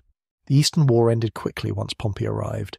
His reputation preceded him, and many enemies surrendered without fighting. Mithridates committed suicide rather than face capture. The kingdom of Pontus was absorbed into the Roman Empire. Pompey spent the next 4 years reorganizing the entire eastern Mediterranean. He created new provinces, established client kingdoms, and founded dozens of new cities. The wealth that flowed back to Rome was enormous. His campaigns added 85 million denarii annually to the treasury. When Pompey returned to Rome in 62 BC, he was by far the most successful general in Roman history. He had fought on 3 continents and never lost a battle. His triumphs lasted 2 days and displayed treasures from across the known world. He had truly earned his title, the Great. But Pompey made a crucial political mistake. Instead of marching on Rome like Sulla, he dismissed his armies and returned as a private citizen. He expected the Senate to ratify his eastern settlements and provide land for his veterans through normal legislative processes. The Senate saw this as an opportunity to humble their most dangerous rival. They delayed ratification of Pompey's treaties and blocked land bills for his soldiers. Conservative senators enjoyed watching the great general beg for favours he could have taken by force. This frustration drove Pompey into an alliance with 2 other ambitious politicians, Marcus Licinius Crassus and Gaius Julius Caesar. These 3 men secretly agreed to support each other's interests against senatorial opposition. Their partnership became known as the First Triumvirate. Caesar was the most interesting member of this alliance. He came from an ancient patrician family that had fallen into obscurity. His early career had been marked by debt, scandal, and connections to populares politicians who had been executed by Sulla. Caesar had survived the Sullan proscriptions through luck and political connections. He had rebuilt his family's fortune through successful prosecutions of corrupt governors. He had gained popularity by sponsoring expensive public games and shows. As aedile, Caesar had spent vast sums decorating Rome with temporary monuments and entertainments. As Pontifex Maximus, he had gained religious authority and a magnificent house in the Forum. As praetor, he had governed Spain successfully and paid off his enormous debts. But Caesar wanted much more than traditional honours. He studied the careers of Marius Sulla and Pompey carefully. He understood that real power came from military command, not civilian offices. He needed a war to make his reputation and fortune. The consulship was Caesar's path to military command, but winning this office required enormous expenses for bribes and entertainment. Caesar borrowed heavily from Crassus and promised future support for his creditors' ambitions.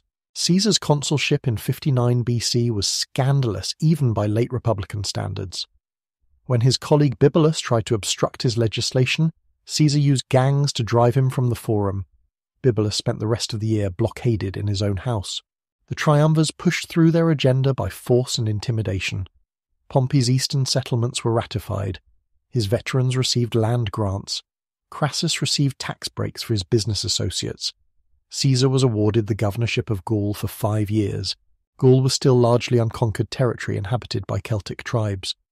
These people were brave warriors but politically divided. Caesar saw an opportunity to win glory and wealth by completing the conquest that earlier generals had only begun. The Gallic Wars lasted 8 years and made Caesar one of history's greatest military commanders. He fought over 50 battles and captured over 800 towns. He crossed the Rhine River and invaded Britain twice. He conquered territory larger than all existing Roman provinces combined. Caesar also proved to be a master of propaganda. His commentaries on the Gallic Wars were written to showcase his achievements for Roman audiences. These books presented him as a brilliant general who conquered fierce enemies through superior strategy and personal courage. The wealth from Gallic conquests made Caesar incredibly rich. He could afford to buy the loyalty of soldiers, politicians, and entire populations. He used this money to build a political network that rivaled Pompey's in scope and influence. But the triumvirate was weakening as its members pursued conflicting interests. Crassus was jealous of his partner's military glory and wanted a war of his own. He chose Parthia, Rome's only remaining rival power, as his target for conquest. The Parthian campaign was a disaster. At Carrhae in 53 BC, Crassus and his entire army were destroyed by enemy cavalry and archers. The richest man in Rome died in the desert along with 20,000 soldiers. His severed head was used as a prop in a Greek play at the Parthian court. Crassus's death left only Pompey and Caesar as rivals for supreme power. Their alliance had been based on mutual advantage, not friendship. With Crassus gone, they had no mediator to resolve their disputes. Conflict became inevitable. The Senate tried to use this rivalry for their own purposes. They gradually won Pompey over to their side by offering him extraordinary honours and commands. They convinced him that Caesar was becoming too powerful and dangerous to the constitution. In 50 BC, the Senate demanded that Caesar give up his Gallic command and return to Rome as a private citizen. This would leave him vulnerable to prosecution by his enemies. Caesar countered by demanding a second consulship while still governing Gaul. Neither side would compromise. Caesar knew that returning to Rome without office or army meant political destruction and possible exile. Pompey and the Senate knew that allowing Caesar to continue would make him even more powerful than before. The crisis reached its climax when the Senate passed its ultimate decree giving Pompey emergency powers to defend the state. Caesar was declared a public enemy if he did not dismiss his armies immediately. The Republic was preparing for another civil war. On January 10, 49 BC, Julius Caesar stood on the banks of the Rubicon River with a single legion of veteran soldiers. This small stream marked the boundary between his province of Gaul and Italy proper. Roman law forbade commanders from bringing armies across this line without permission from the Senate. Caesar had reached the point of no return in his conflict with Pompey and the conservative nobles. He could obey the Senate's order to dismiss his forces and return to Rome as a private citizen. This would mean facing prosecution by his enemies and likely exile or death. Or he could cross the Rubicon with his army and march on Rome itself. This would make him a traitor and enemy of the state, but it might also make him master of the Roman world. The decision would change history forever. According to legend, Caesar hesitated at the riverbank and spoke the words that became famous, "The die is cast." Then he led his soldiers across the shallow water. The Roman Republic's final civil war had begun. Caesar's decision shocked the Roman world. Unlike previous civil wars, this conflict started without any pretense of legal justification. Caesar was openly rebelling against the legitimate government. His enemies could claim to be defending the constitution against a would-be tyrant, but Caesar had several advantages that his opponents underestimated. His Gallic veterans were completely loyal to their commander. They had fought with him for 8 years and trusted him to lead them to victory. They also knew that defeat would mean execution as traitors. More importantly, Caesar was a better politician than his enemies realized. He had spent years building relationships throughout Italy while serving in Gaul. Many cities remembered his generosity during his consulship and aedileship. Others feared Pompey and the Senate more than they feared Caesar. Caesar's first moves were swift and decisive. Instead of advancing slowly and giving his enemies time to organize, he struck like lightning across northern Italy. Cities surrendered without siege. Enemy commanders fled rather than fight. The momentum was entirely on Caesar's side. Pompey and the consuls had expected time to recruit armies and gather resources. They had assumed Caesar would take months to cross the Alps with his forces. When he appeared in Italy with veteran legions, they were caught completely unprepared. The Senate voted to abandon Rome rather than face siege in the capital. Pompey led the government forces south toward the port cities where they could escape to the east. They planned to use their control of the Mediterranean to blockade Italy and starve Caesar into submission. But Caesar moved too quickly for this strategy to work. He captured the treasury in Rome to fund his operations. He issued proclamations declaring clemency for all enemies who surrendered. He presented himself as a merciful liberator, not a vindictive conqueror. Within 2 months, Caesar controlled all of Italy. Pompey and his allies had evacuated to Greece, where they could use their eastern resources and naval superiority. But Caesar had achieved his first objective. He was no longer a rebel operating from Gaul, but master of Rome itself. Caesar understood that controlling Italy was only the beginning. Pompey still commanded formidable forces in the east and had access to the wealth of Asia and Egypt. The Senate in exile could claim to be the legitimate government. A long war was inevitable. Caesar's strategy was to attack his enemies wherever they were strongest. Instead of waiting for them to invade Italy, he would pursue them across the Mediterranean. This required taking enormous risks, but Caesar had always been a gambler. First, he secured his western flank by conquering Spain. Pompey's lieutenants controlled several legions there and could threaten Gaul if left alone. Caesar marched across the Pyrenees and defeated them in a brilliant campaign lasting only 40 days. "I go to fight an army without a leader," Caesar said of the Spanish expedition. "Then I will return to fight a leader without an army." This referred to Pompey, who had great reputation but questionable forces in the east. The decisive campaign began in 48 BC, when Caesar crossed the Adriatic Sea to pursue Pompey in Greece. This was an incredibly dangerous operation. Caesar had fewer ships than his enemies and could not transport all his forces at once. If Pompey attacked during the crossing, Caesar's army would be destroyed, but Pompey missed his opportunity to strike while Caesar's forces were divided. The two armies spent months maneuvering through Greece without a decisive engagement. Caesar tried to bring on a battle while Pompey preferred to avoid one until his advantages were overwhelming. The climax came at Pharsalus on August 9th, 48 BC. Pompey finally agreed to fight because his allies were pressuring him to end the war quickly. His army was larger and had cavalry superiority. Victory seemed certain to his supporters, but Caesar had the better soldiers and superior tactics. His veterans knew how to fight as a coordinated unit. They trusted their commander completely and would follow any order without hesitation.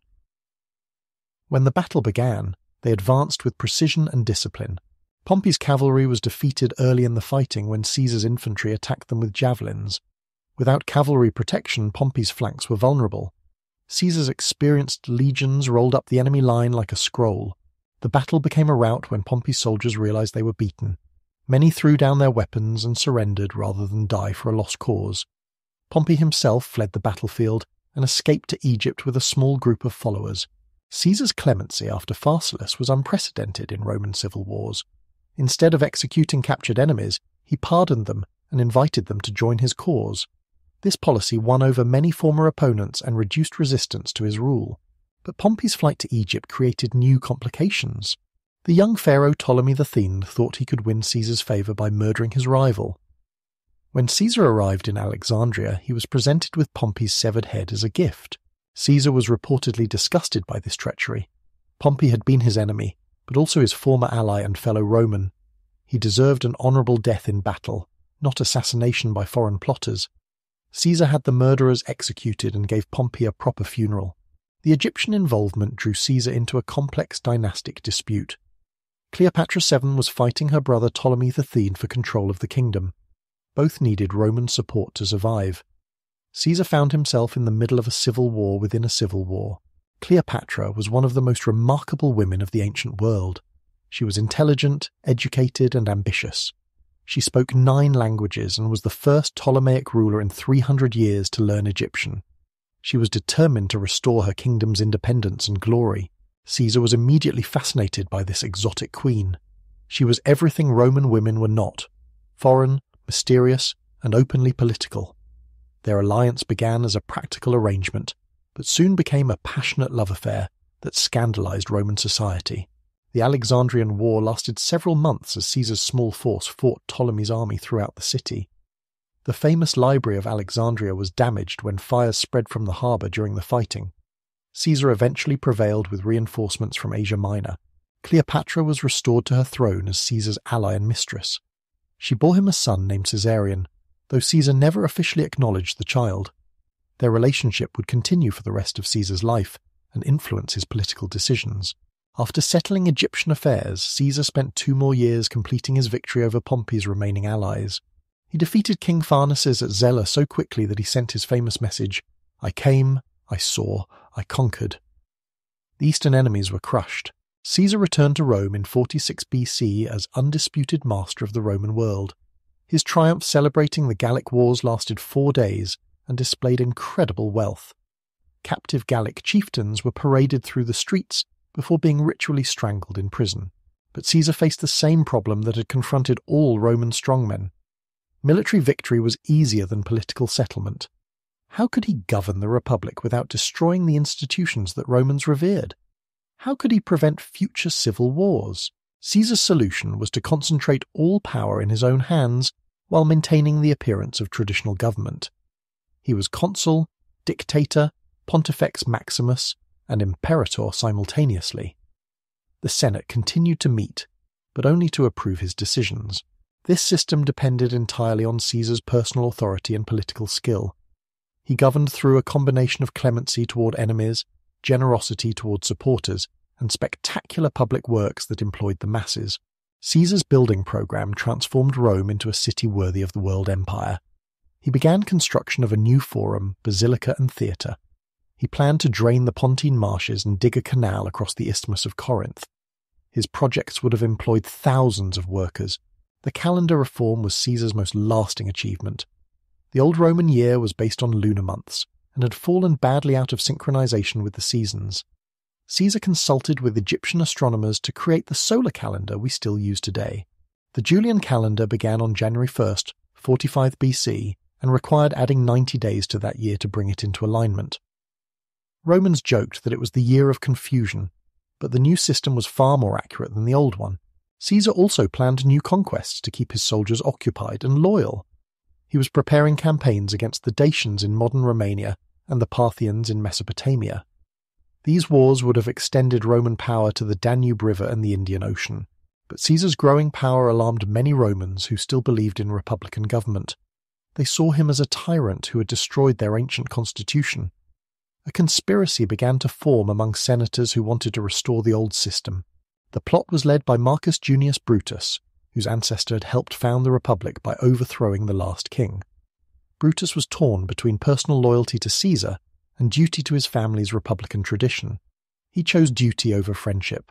About 60 senators joined the conspiracy, including Gaius Cassius Longinus and other former enemies whom Caesar had pardoned. They planned to kill the dictator during a Senate meeting and then restore traditional government. On March 15th, 44th BC, the Ides of March, Caesar attended what would be his final Senate session. He had been warned by soothsayers to beware this date, and his wife Calpurnia had dreamed of his death. But he went anyway, refusing to show fear. As Caesar took his seat, the conspirators surrounded him pretending to present petitions. At a signal from their leader, they drew hidden daggers and began stabbing. Caesar tried to defend himself but was overwhelmed by the number of attackers. When he saw Brutus among his assassins, Caesar reportedly said, "You too, my child?" These were his last words before collapsing at the base of Pompey's statue. The irony was not lost on observers. He died at the feet of his former rival's image. The assassins had killed Caesar, but they had no plan for what came next. They expected the Republic to restore itself automatically once the tyrant was dead. They had not prepared for the chaos and civil war that would follow. Caesar's death ended the last hope for peaceful reform of the Roman Republic. The system that had governed Rome for nearly 5 centuries was finally broken beyond repair. The empire that Caesar had won would soon pass to new rulers who would abandon republican pretenses entirely. Caesar's blood pooled on the Senate floor as his assassins stood over the body. They had struck down the most powerful man in Rome, but they had no idea what to do next. The conspirators expected the Republic to spring back to life like a compressed spring suddenly released. They were terribly wrong. The assassins had made a fatal mistake. They killed Caesar, but left his supporters alive. Mark Antony was Caesar's loyal lieutenant and consul. Lepidus commanded troops in the city. Cleopatra was in Rome with Caesar's son. The dead dictator's will had not even been read yet. Rome held its breath as news of the assassination spread through the streets. Some citizens cheered the death of the tyrant. Others wept for their generous leader. Most simply waited to see what would happen next. The city had seen too many civil wars to celebrate too quickly. Mark Antony moved first to seize control of the situation. As Caesar's fellow consul, he had legitimate authority to maintain order. As Caesar's friend and lieutenant, he commanded the loyalty of the dictator's veterans. He was the obvious heir to Caesar's power and position. Antony was a large, powerful man who loved wine, women, and war in equal measure. He had fought with Caesar in Gaul and commanded armies in the civil wars. Soldiers respected his courage and shared his rough pleasures. He seemed born to be a military dictator, but Antony also understood politics and public opinion. Instead of immediately arresting the assassins, he negotiated a compromise with the Senate. Caesar's acts would remain valid, but the conspirators would receive amnesty. This prevented immediate civil war while Antony consolidated his position. The turning point came at Caesar's funeral 3 days after the assassination. Antony gave the funeral oration that would be remembered for centuries. He praised Caesar's achievements and generosity to the Roman people. He read from the dictator's will, which left money and gardens to every citizen. Most dramatically, Antony displayed Caesar's bloody toga with its 23 stab wounds. The crowd became increasingly angry as they saw how their beloved leader had been butchered. When Antony finished speaking, the people were ready for revenge against the murderers. The mob attacked the houses of Brutus, Cassius, and other conspirators. They tried to burn down the Senate house where the murder had taken place. They built an enormous funeral pyre in the forum and cremated Caesar's body while chanting his name. The assassins had to flee Rome for their lives, but Antony's moment of triumph was interrupted by an unexpected rival. Caesar's will had named his 18-year-old grandnephew Gaius Octavius as his heir and adopted son. This sickly young man would take the name Gaius Julius Caesar Octavianus, later known to history as Augustus. Nobody took Octavian seriously at first. He was young, inexperienced, and physically weak. He had never held office or commanded armies. His only advantages were Caesar's name and the loyalty it inspired among veterans. Antony dismissed him as a boy playing at politics. This was Antony's greatest mistake. Octavian proved to be a political genius who understood power better than men twice his age. He immediately began recruiting Caesar's veterans with promises of money and land. He claimed to be Caesar's true successor against the man who was negotiating with Caesar's murderers. The rivalry between Antony and Octavian split Caesar's supporters into 2 camps. Some followed the experienced general who had served Caesar for years. Others preferred the young heir who carried Caesar's name and promised to avenge his death.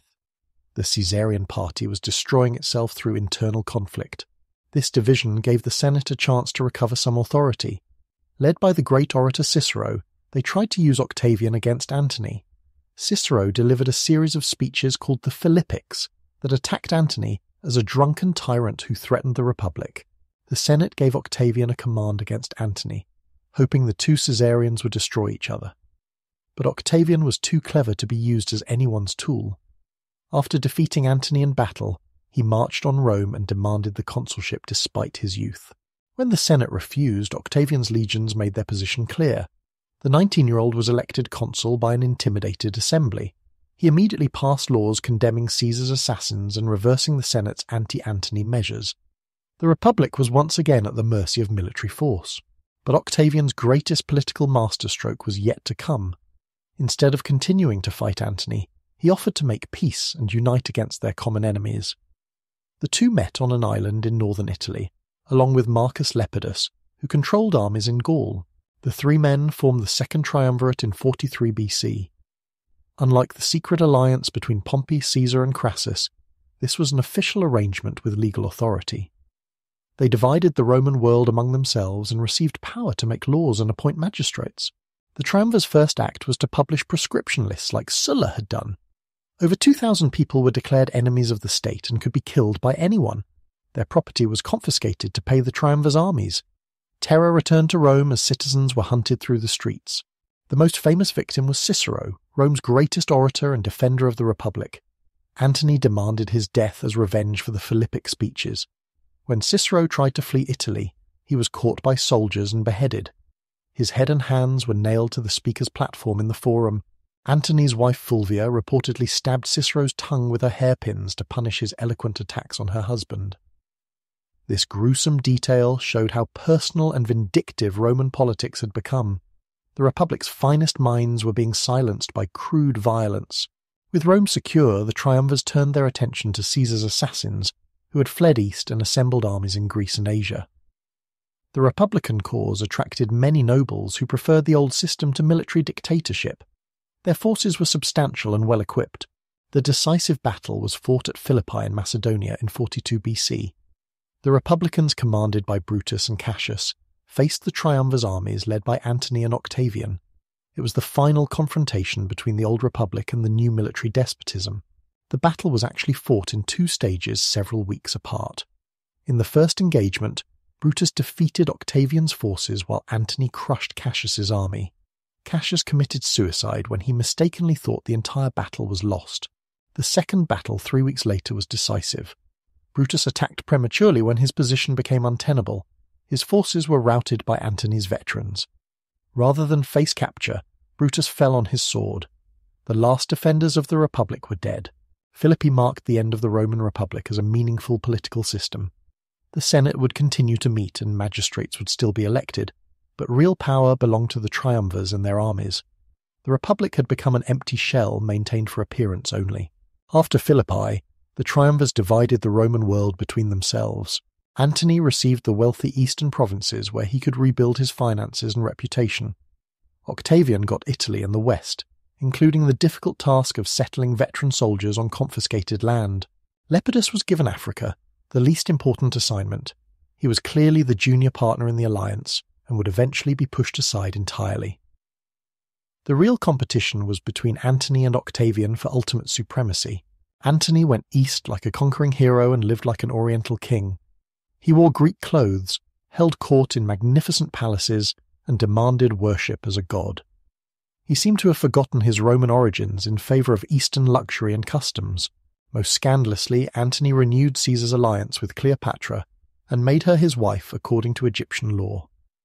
This relationship was both political and personal. Cleopatra was still beautiful, intelligent, and fabulously wealthy. She could provide money and ships for Antony's campaigns, but to Romans the alliance looked like treason. Cleopatra was a foreign queen who had seduced two Roman leaders. She represented everything Romans feared about Eastern corruption and luxury. Antony's relationship with her made him seem un-Roman. Octavian skillfully exploited these prejudices in a propaganda war that lasted for years. He presented himself as the defender of Roman traditions against Eastern decadence. He claimed that Antony wanted to move the capital to Alexandria and rule Romans as an Oriental despot. The cultural divide became a political weapon. Octavian represented the West, Italy, tradition, Roman values. Antony represented the East, Greece, Egypt, foreign customs. Romans had to choose between their own heritage and alien influences. The propaganda war intensified when Antony divorced his Roman wife, Octavian's sister, to marry Cleopatra publicly. He also acknowledged Caesarion as Caesar's son and heir. This challenged Octavian's position as Caesar's adopted son and designated successor. Military preparations began on both sides as diplomatic relations collapsed. Antony assembled a huge fleet with Egyptian resources and Eastern allies. Octavian built up his forces in Italy and won support from Western provinces. War was inevitable. The final confrontation came at Actium on the western coast of Greece in 31 BC. Antony's fleet was larger and his ships were heavier, but Octavian had the better admiral in Marcus Agrippa. The battle would decide who ruled the Roman world. The fighting began as a traditional naval engagement with ramming and boarding actions. But when Cleopatra's squadron suddenly fled from the battle, Antony's position became hopeless. He followed his lover's ships toward Egypt, abandoning his fleet and army. Octavian's victory at Actium was complete and decisive. Antony's remaining forces surrendered rather than continue fighting without their commander. The East was defenseless against Octavian's advancing armies. The civil wars were finally over. Antony and Cleopatra committed suicide when Octavian invaded Egypt the following year. They chose death over the humiliation of being paraded through Rome as prisoners. Their love story ended in tragedy, but their deaths removed the last obstacles to Octavian's supremacy. The 32-year-old victor now controlled the entire Roman world. He had defeated all rivals and eliminated all opposition. But like Caesar before him, he faced the difficult problem of how to govern without destroying the institutions that Romans still revered. Octavian understood that Romans were tired of civil war and military dictatorship. They wanted peace, stability, and a return to traditional values. But they also needed strong leadership to govern their vast empire effectively. Somehow he had to provide both democracy and monarchy. His solution was brilliant and lasting. Instead of abolishing the republic like a tyrant, he claimed to be restoring it. In 27 BC, he formally returned all his powers to the Senate and people. He said his mission was complete and he was ready to retire to private life. But the Senate immediately begged him to continue serving the state. They gave him the title Augustus, meaning revered one. They granted him special authority over the frontier provinces where most legions were stationed. They created a system that looked republican but was actually monarchical. Augustus was careful never to call himself king or emperor. He used the modest title princeps, meaning first citizen. He claimed to govern through traditional republican offices and institutions, but everyone understood that he was really a monarch with absolute power. This constitutional settlement satisfied almost everyone. Republicans could pretend their ancient system still existed. Monarchists could enjoy the benefits of one-man rule. Citizens could have both stability and familiar traditions. It was a masterpiece of political compromise. The new system required careful management to work properly. Augustus had to balance different groups and interests while maintaining his own authority. He gave the Senate dignity and important functions, but kept control of the army and key provinces for himself. Augustus transformed the Roman military from a tool of civil war into an instrument of imperial defense. He reduced the number of legions from over 50 to 28. He stationed them on distant frontiers where they could not threaten the capital. He created the Praetorian Guard as his personal bodyguard in Rome. Military service became a professional career lasting 25 years. Soldiers received regular pay, equipment, and training. Upon retirement, they were granted citizenship, if they were not already citizens, and land or money. This created a loyal, disciplined force that served the emperor rather than individual commanders. The provinces were completely reorganized under the new system. Augustus divided them into two categories: senatorial provinces governed by former magistrates, and imperial provinces controlled directly by the emperor through appointed legates. This division reflected military realities. Peaceful provinces with no legions were governed by the Senate using traditional methods. Frontier provinces with armies were controlled by Augustus to prevent rebellions or unauthorized wars. It was an efficient arrangement that lasted for centuries. Augustus also created a professional civil service to administer the empire. Educated freedmen and equestrian-class citizens staffed departments that handled taxation, correspondence, legal affairs, and public works. This bureaucracy provided continuity and expertise that elected magistrates often lacked. The cultural transformation under Augustus was as important as his political reforms. He promoted a revival of traditional Roman values and customs. He built magnificent temples and monuments that celebrated Rome's achievements and divine favour. The greatest monument to Augustus's cultural program was Virgil's Aeneid, an epic poem that told the story of Rome's legendary founding. Virgil presented Augustus as the fulfillment of destiny, the leader who would bring peace to the world and restore the Golden Age. Other poets like Horace and Ovid also celebrated the new regime in their works. They praised Augustus's wisdom, clemency, and achievements. Their poetry created an ideology of empire that justified Roman rule as beneficial to all mankind. Architecture became another form of imperial propaganda. Augustus boasted that he found Rome a city of brick and left it a city of marble. His building program included temples, theatres, baths, and forums that employed thousands of workers and beautified the capital. The Forum of Augustus was the centerpiece of this architectural program. It contained the Temple of Mars Ultor, Mars the Avenger, built to fulfill Augustus's vow to punish Caesar's assassins. The Forum displayed statues of Roman heroes and celebrated the continuity between past and present. Religious revival was central to Augustus's cultural policy. He rebuilt old temples and revived ancient rituals that had been neglected during the civil wars. He encouraged Romans to worship their traditional gods and honor their ancestors. Augustus also promoted his own cult as a divine ruler, though he was careful about this in Italy itself. In the provinces, he was worshipped as a god alongside Roma, the personification of the Roman state. This cult helped bind the empire together under his authority. The Arapaces, altar of peace, symbolized the new age that Augustus had inaugurated. This magnificent monument depicted the imperial family leading religious processions in an atmosphere of prosperity and security. It showed Romans enjoying the fruits of peace after decades of civil war. Personal morality was another focus of Augustus's reforms. He passed laws encouraging marriage and childbearing among the upper classes. He punished adultery and promoted family values. He wanted Romans to return to the virtues that had made them great. Augustus's own family life was held up as a model, though it was often troubled in private. His wife Livia was praised as the ideal Roman matron. His daughter Julia was expected to embody feminine virtue. When Julia was caught in an adultery scandal, Augustus exiled her permanently to demonstrate his commitment to moral standards. Imperial expansion continued under Augustus, but in a more systematic way than during the Republic. Instead of random conquests driven by individual ambition, expansion was planned to create defensible frontiers and eliminate threats to Roman security. The Rhine and Danube rivers became the northern boundaries of the empire. Germanic tribes beyond these rivers were too poor and scattered to be worth conquering. The rivers themselves provided natural defensive lines that could be fortified and patrolled efficiently. The greatest military disaster of Augustus's reign occurred in Germany when 3 legions were destroyed in the Teutoburg forest in 9 AD. The German leader Arminius had served in the Roman army and knew their tactics. He lured the legions into an ambush and annihilated them completely. Augustus was devastated by this defeat. He reportedly wandered his palace crying, "Varus, give me back my legions!" The disaster convinced him to abandon plans for conquering Germany.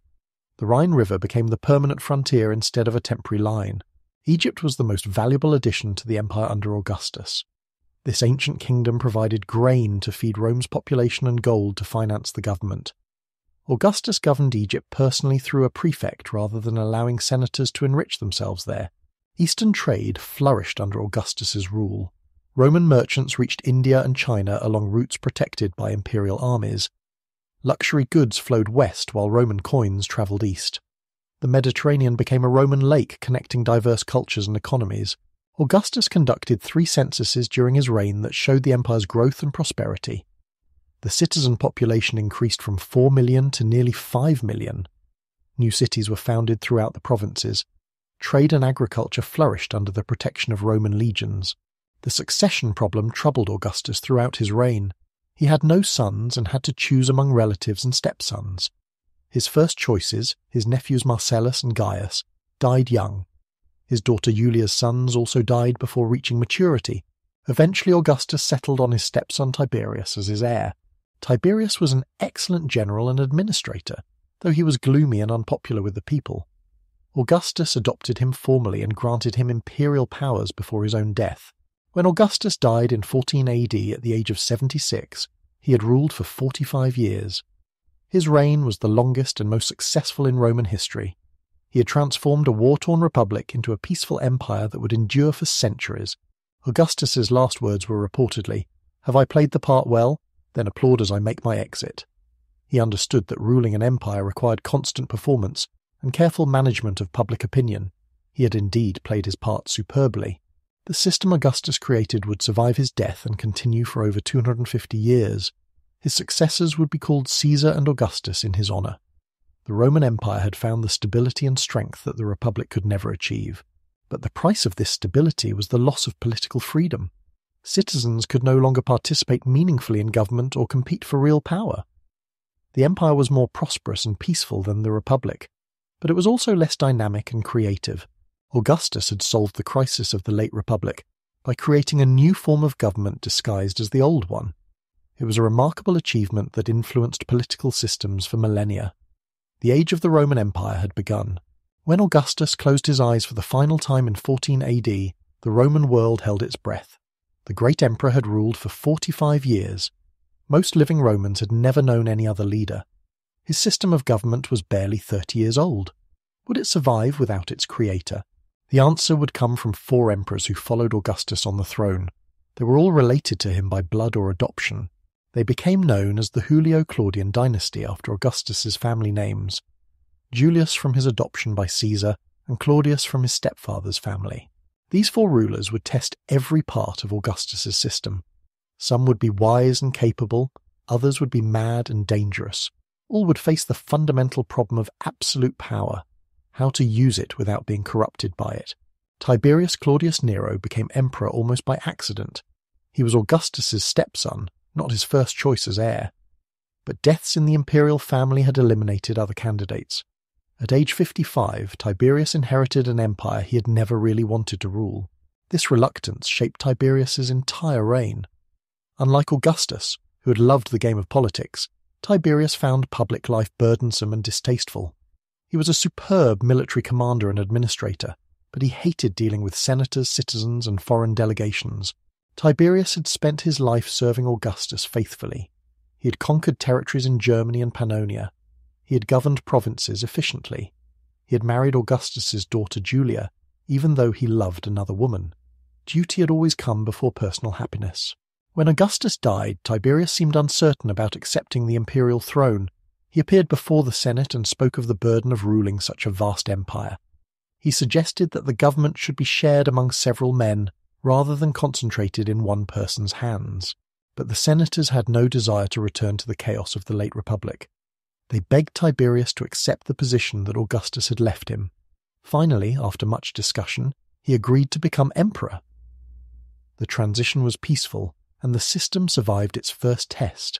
Tiberius proved to be an excellent administrator, despite his personal reluctance. He maintained the military discipline and financial responsibility that Augustus had established. He avoided unnecessary wars and kept taxes low. The empire prospered under his careful management. The emperor was especially concerned about the treasury. Augustus had left a surplus of 675 million denarii, and Tiberius was determined to preserve this wealth for future emergencies. He spent money carefully on essential projects, but avoided the expensive games and spectacles that citizens expected. This frugality made Tiberius unpopular with the Roman masses. They wanted generous distributions of food and money. They enjoyed gladiator fights and chariot races. They saw the emperor as stingy and cold compared to the magnificent Augustus. The nobility also found reasons to dislike Tiberius. He was stern and moralistic in his dealings with corrupt officials. He enforced laws strictly and punished those who abused their positions. Senators who had grown wealthy through provincial exploitation faced closer scrutiny. Tiberius's personal manner did not help his popularity. He was tall, strong, and imposing, but he rarely smiled in public. He spoke in a formal, old-fashioned way that sounded pompous to younger Romans. He seemed to disapprove of the luxury and entertainment that had become part of imperial life. The emperor's greatest mistake was trusting Lucius Aelius Sejanus, the commander of the Praetorian Guard. Sejanus was ambitious, intelligent, and completely unscrupulous. He gradually convinced Tiberius that enemies were plotting against him throughout Rome.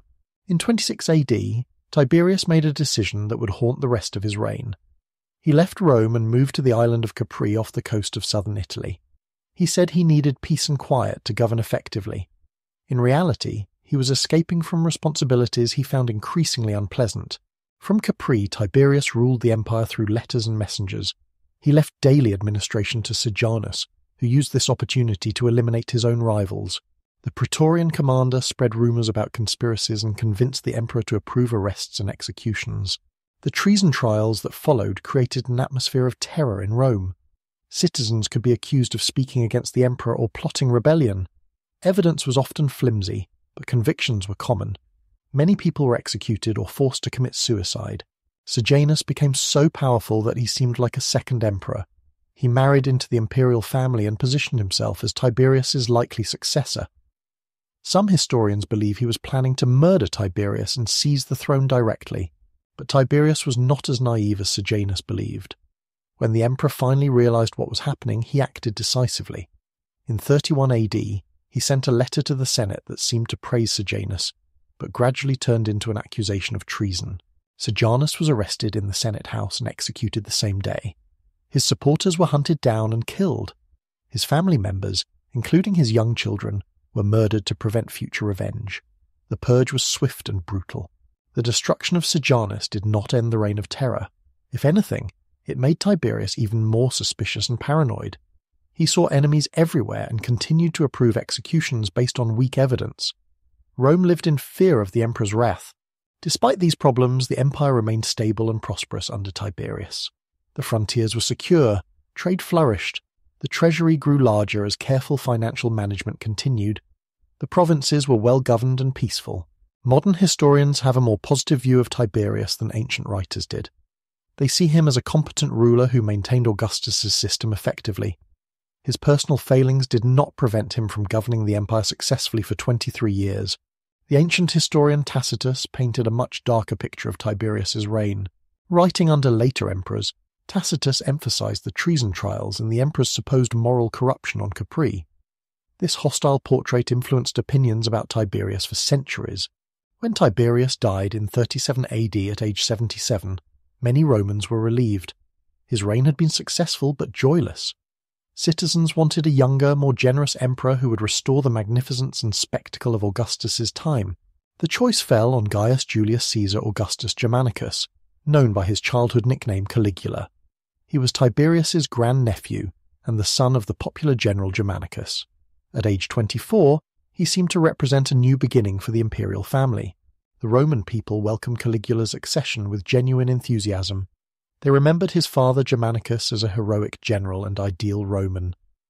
They expected the son to combine military glory with generous treatment of citizens. Early signs seemed promising. Caligula began his reign by reversing many of Tiberius's unpopular policies. He recalled political exiles and released prisoners. He gave generous bonuses to the Praetorian Guard and urban masses. He sponsored magnificent games and spectacles that had been absent for years. The new emperor also honoured his family's memory with elaborate ceremonies. He brought back the ashes of his mother and brothers, who had died in exile under Tiberius. He deified his predecessor despite their difficult relationship. He presented himself as a dutiful heir to Augustus's legacy. For the first year of his reign, Caligula seemed to fulfill everyone's hopes. He was young, handsome, and charismatic. He enjoyed public appearances and gladiator shows. He promised military campaigns that would bring glory and wealth to Rome. Citizens felt that the golden age had returned, but something went wrong in late 37 AD when Caligula fell seriously ill. Ancient sources are unclear about the nature of this illness, but it may have been a mental breakdown caused by the stress of imperial responsibilities. When he recovered, his personality had changed dramatically. The generous young emperor became a cruel and unpredictable tyrant. He began executing people for trivial offences or imagined slights. He forced senators to worship him as a living god. He claimed to have conversations with Jupiter and other deities. His behaviour became increasingly erratic and dangerous. Caligula's megalomania expressed itself in grandiose building projects and public spectacles. He built a temporary bridge across the Bay of Naples so he could ride across it wearing Alexander the Great's breastplate. He constructed temples to himself and demanded worship from all citizens. The emperor also claimed divine authority over life and death. He attended gladiator fights and sometimes forced audience members to enter the arena. He executed people for failing to applaud his performances or for showing insufficient enthusiasm for his policies. Sexual scandals added to Caligula's reputation for depravity. He was accused of incest with his sisters and of forcing married women to have affairs with him. He paraded around Rome in women's clothing or dressed as various gods. Traditional Roman morality meant nothing to him. The The emperor's spending quickly emptied the treasury that Tiberius had carefully maintained. Caligula gave away enormous sums to win popularity. He built unnecessary palaces and monuments. He sponsored expensive games that served no purpose except his own entertainment. Military adventures reflected Caligula's disconnection from reality. He led an army to the English Channel, but then ordered his soldiers to collect seashells as spoils of war. He claimed to have defeated Neptune himself in this mock campaign against the sea. The emperor's treatment of the Senate was particularly offensive to Roman traditions. He forced senators to run beside his chariot for miles. He threatened to make his horse a consul. He demanded that they vote him divine honours and build temples in his name. Caligula's eastern policies created serious diplomatic problems. He planned to place a statue of himself in the Temple of Jerusalem, which would have caused a massive Jewish revolt. Only his assassination prevented this crisis from destroying Roman rule in Judea. By 40 AD, it was clear that Caligula was mentally unstable and dangerous to the empire. His random executions and impossible demands created an atmosphere of terror. Nobody felt safe from his unpredictable wrath. Conspiracy was inevitable. The plot against Caligula was led by officers of the Praetorian Guard who had grown disgusted with his behaviour. Cassius Chaerea had been mocked by the emperor for his supposedly weak voice. Other conspirators had personal grievances or genuine concerns about the empire's future. On January 24th, 41 AD, Caligula was assassinated while leaving the theatre after a performance. The conspirators surrounded him in a narrow corridor and stabbed him repeatedly. His wife and infant daughter were also murdered to prevent future revenge. The assassination created an immediate crisis. Caligula had no obvious heir, and the conspirators had no clear plan for succession. Some wanted to restore the Republic. Others preferred a military dictatorship. The empire faced its first real constitutional crisis since Augustus's death. While senators debated the empire's future, the Praetorian Guard made their own decision. They found Claudius, Caligula's uncle, hiding behind a curtain in the palace. This 50-year-old man had never expected to become emperor, but the guardsmen proclaimed him anyway. Claudius was an unlikely ruler by any standard. He had been born with physical disabilities that caused him to stagger when he walked and drool when he spoke. His own family had considered him an embarrassment and kept him away from public life. Most Romans saw him as a harmless eccentric who studied history and wrote books, but Claudius proved that appearances could be deceiving. Despite his physical problems, he had a brilliant mind and deep understanding of government. He had spent decades observing imperial politics from the sidelines. He understood how the system worked better than anyone expected. The new emperor's first challenge was establishing his legitimacy. He had not been chosen by Augustus or adopted by his predecessor. His only claim to power was the Praetorian Guard's support. He needed to prove that he could rule effectively and maintain the imperial system. Claudius began by promising the Senate a return to constitutional government. He said he would respect their traditions and consult them on important decisions. He avoided the divine pretensions that had made Caligula so offensive to Roman sensibilities. The emperor also demonstrated his competence through practical reforms. He reorganized the imperial administration with new departments staffed by trained professionals. He improved the court system and codified legal procedures. He showed that he understood the technical aspects of governing a vast empire. Claudius's greatest innovation was expanding the imperial bureaucracy. He created specialized offices to handle correspondence, finances, legal affairs, and administrative details. These departments were staffed by educated freedmen who worked full-time for the government. This bureaucratic system was more efficient than relying on elected magistrates who served for only 1 year. It provided continuity and expertise that the empire needed, but it also concentrated more power in the emperor's hands and reduced the Senate's practical importance. Infrastructure projects demonstrated Claudius's commitment to practical governance. He completed the aqueducts that brought fresh water to Rome. He drained marshes to create new farmland. He built roads and harbours that improved trade throughout the empire. The emperor's most ambitious project was the artificial harbour at Portus near Rome. This engineering marvel provided a safe anchorage for the grain ships that fed the capital's population. It showed that Claudius understood the practical needs of imperial administration. But Claudius's greatest achievement was the conquest of Britain. This island had been invaded briefly by Caesar but never permanently occupied. It contained valuable minerals and could provide glory for the new emperor who needed military success to establish his reputation. The British expedition began in 43 AD under the command of Aulus Plautius. Roman legions landed on the southern coast and defeated several tribal armies. Claudius himself travelled to Britain to accept the surrender of conquered chiefs and claim credit for the victory. The conquest of Britain proved that Rome could still expand its borders successfully. It added new territories and demonstrated the emperor's military capabilities. It also provided opportunities for Roman generals to win glory and advancement through successful campaigns. However, British resistance continued for decades after the initial conquest. The most serious revolt occurred in 60 AD under Queen Boudicca of the Iceni tribe. Her forces destroyed several Roman cities and killed thousands of colonists before being defeated by Governor Suetonius Paullinus. Claudius also faced challenges from his own family members. His third wife, Valeria Messalina, was notorious for her sexual adventures and political intrigues. She even went through a marriage ceremony with another man while still married to the emperor. When Claudius discovered Messalina's bigamy and plotting, he had her executed immediately. This showed that he could be ruthless when necessary, despite his scholarly appearance. He understood that imperial survival sometimes required harsh measures. The emperor's fourth marriage proved even more consequential. He married his niece Agrippina the Younger, who was the sister of Caligula and mother of young Nero.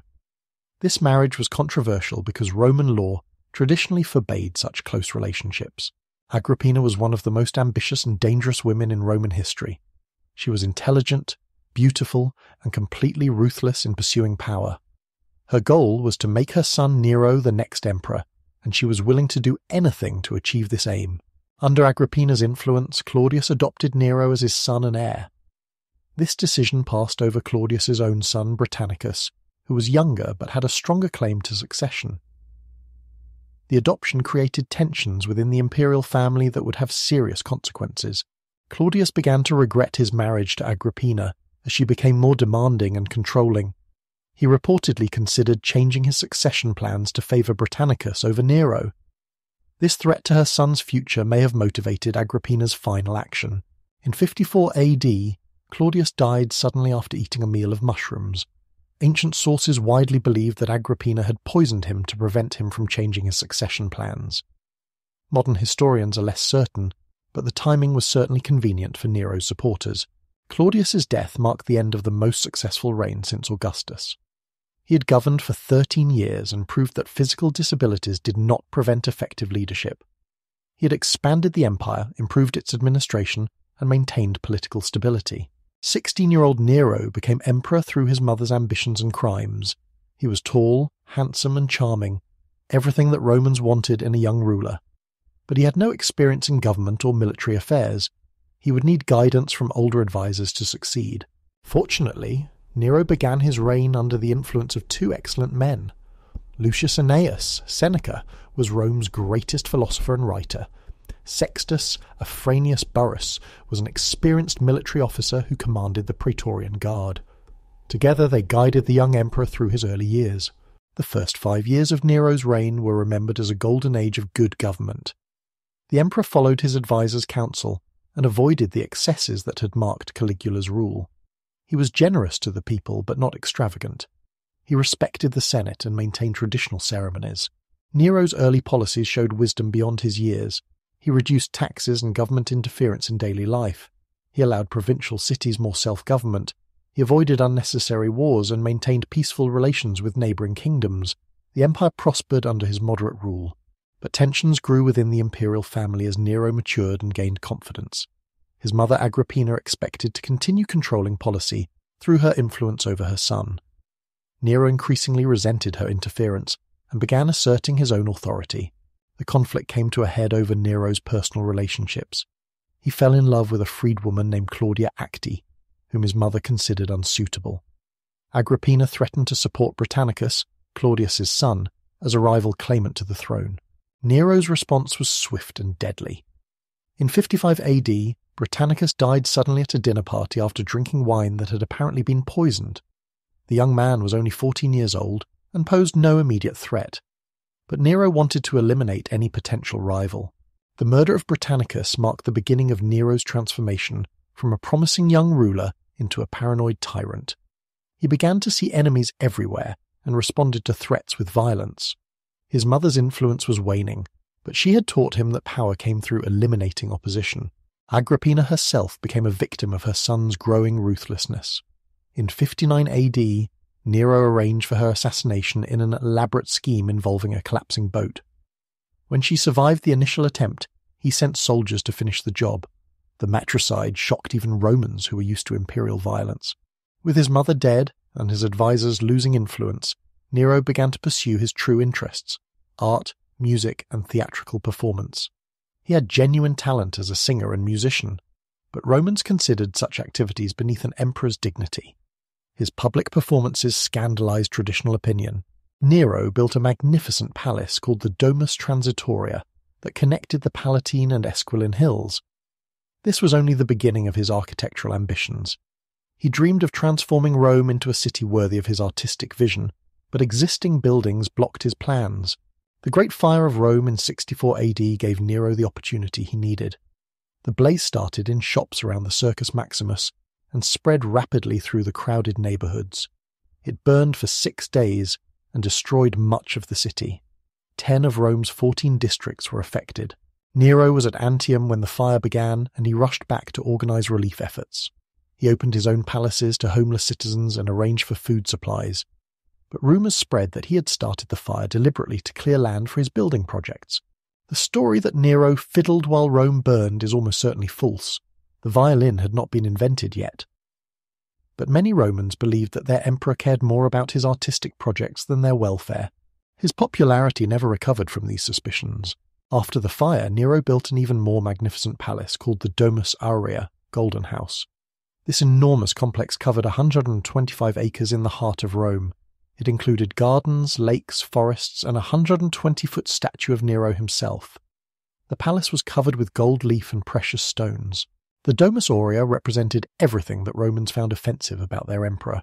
It consumed valuable land needed for housing. It cost enormous amounts of money that could have been used for practical purposes. It showed that Nero cared more about luxury than the public good. To pay for his building projects and entertainment, Nero raised taxes and confiscated property from wealthy families. He debased the currency by reducing the silver content of coins. These policies created economic hardship and resentment among citizens who had prospered under earlier emperors. Nero also began persecuting Christians as scapegoats for the Great Fire. These followers of a new religion were unpopular with most Romans, who saw them as antisocial and atheistic. The emperor blamed them for arson and ordered mass arrests and executions. The persecution of Christians included horrible public spectacles. Some were covered with tar and used as human torches to light Nero's gardens. Others were thrown to wild animals in the arena. The Apostle Peter was reportedly crucified upside down during this persecution. Military problems began to mount as Nero's reign progressed.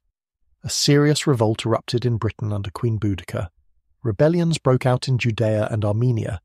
The emperor's focus on art and entertainment had weakened Roman military preparedness and morale.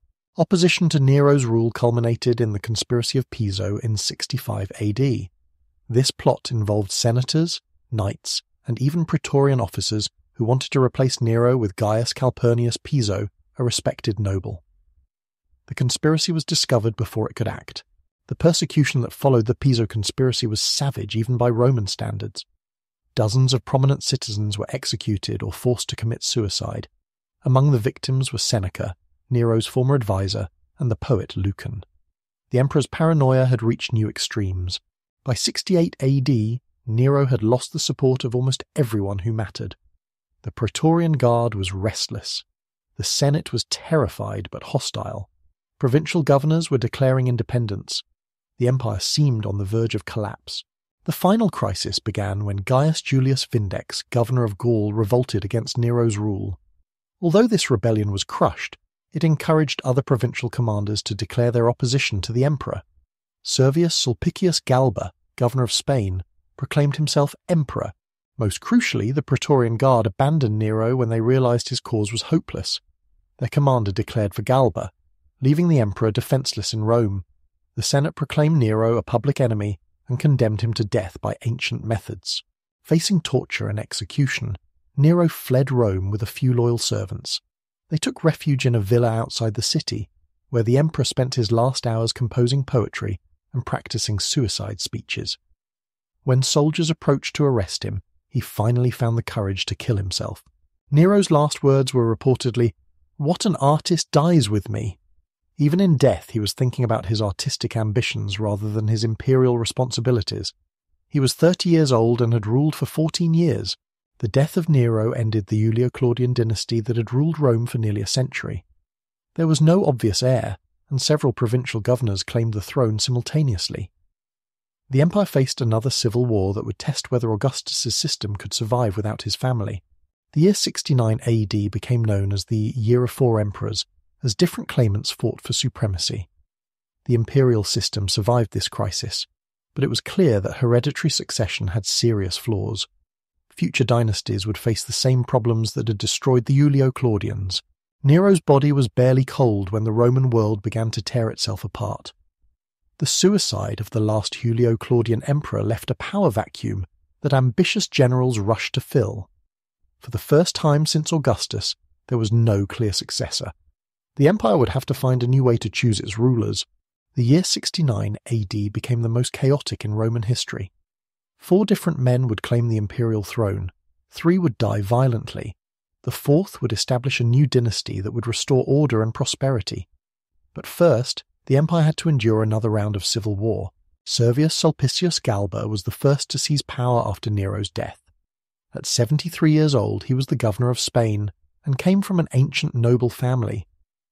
The Senate welcomed him as a return to traditional values after Nero's artistic excesses.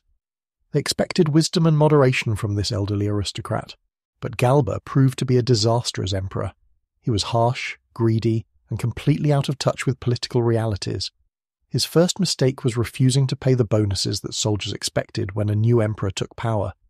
"I select my troops, I don't buy them," he declared proudly. This stinginess alienated the very people who kept emperors in power, the soldiers.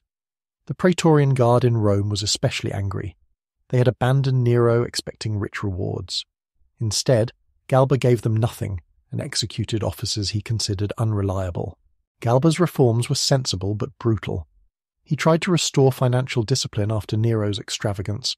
He cancelled the dead emperor's grants and demanded repayment of gifts. He executed corrupt officials without proper trials. These policies made economic sense but created many enemies. The emperor's appearance and manner made things worse. He was old, bald, and crippled by arthritis. He could barely walk without assistance. His speeches were boring and old-fashioned. After the young, charismatic Nero, Galba seemed like a relic from another age. Opposition formed quickly around Marcus Salvius Otho, who had been one of Nero's closest friends. Otho was 42 years old, charming, and generous where Galba was stingy. He had expected to be named Galba's heir, but was passed over for a younger aristocrat. On January 15th, 69 AD, Otho struck. He invited the Praetorian Guard to his house and distributed gold freely. The guardsmen proclaimed him emperor and marched to the Forum. Galba tried to rally support but found the streets empty. Everyone had abandoned the unpopular old man. Galba was killed in the Forum along with his chosen heir. His severed head was paraded on a spear while the mob cheered.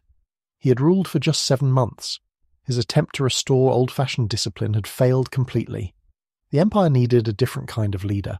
Otho began his reign by promising everything Galba had refused. He paid generous bonuses to the Praetorian Guard.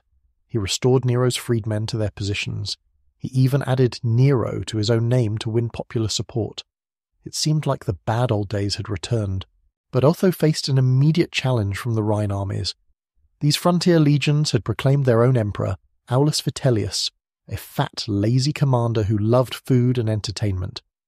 The German legions were the strongest in the empire. They began marching on Italy to install their chosen ruler. Otho tried to negotiate, but Vitellius's generals wanted war. They knew their forces were superior and expected an easy victory.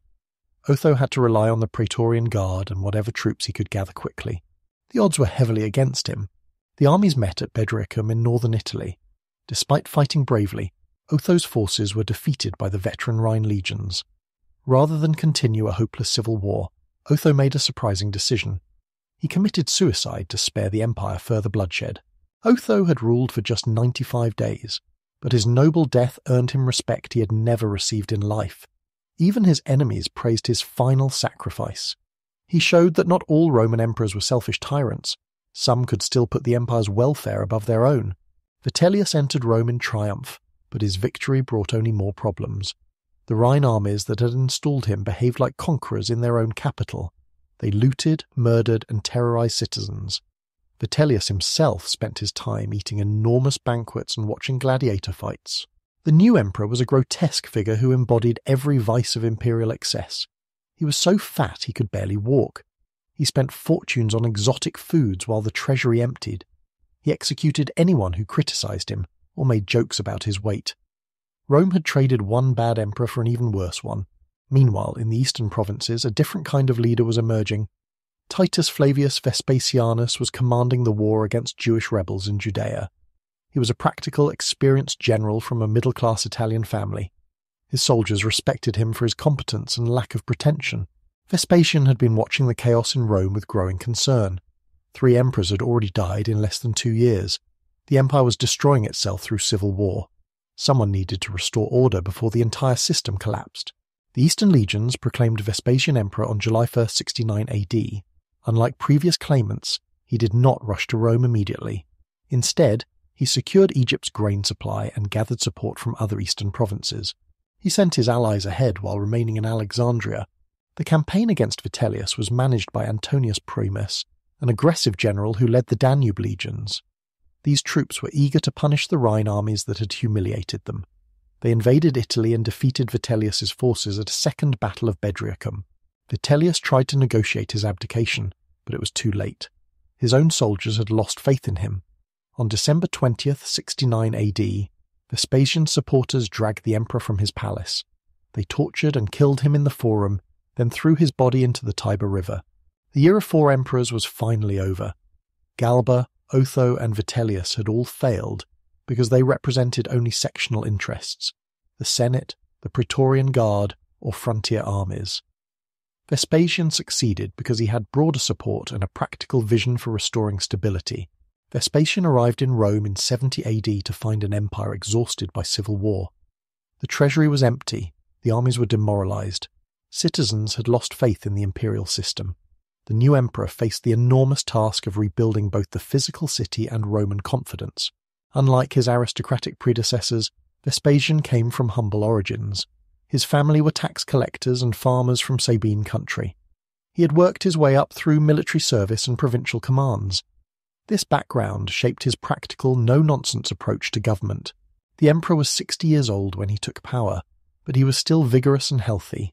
He had a square face, balding head, and stocky build that reflected his peasant ancestry. He spoke plainly and enjoyed crude jokes. Romans found him refreshingly normal after decades of imperial madness. Vespasian's first priority was restoring financial stability.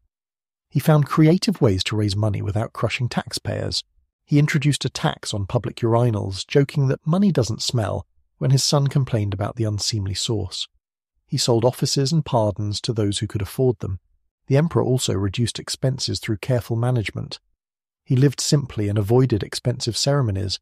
He cut the military budget by disbanding unnecessary legions. He audited provincial governors to prevent corruption. Within a few years, the treasury had a healthy surplus again. But Vespasian understood that Rome needed more than financial recovery. The civil wars had destroyed much of the city and damaged public morale. He began an ambitious building program that would employ thousands of workers and beautify the capital.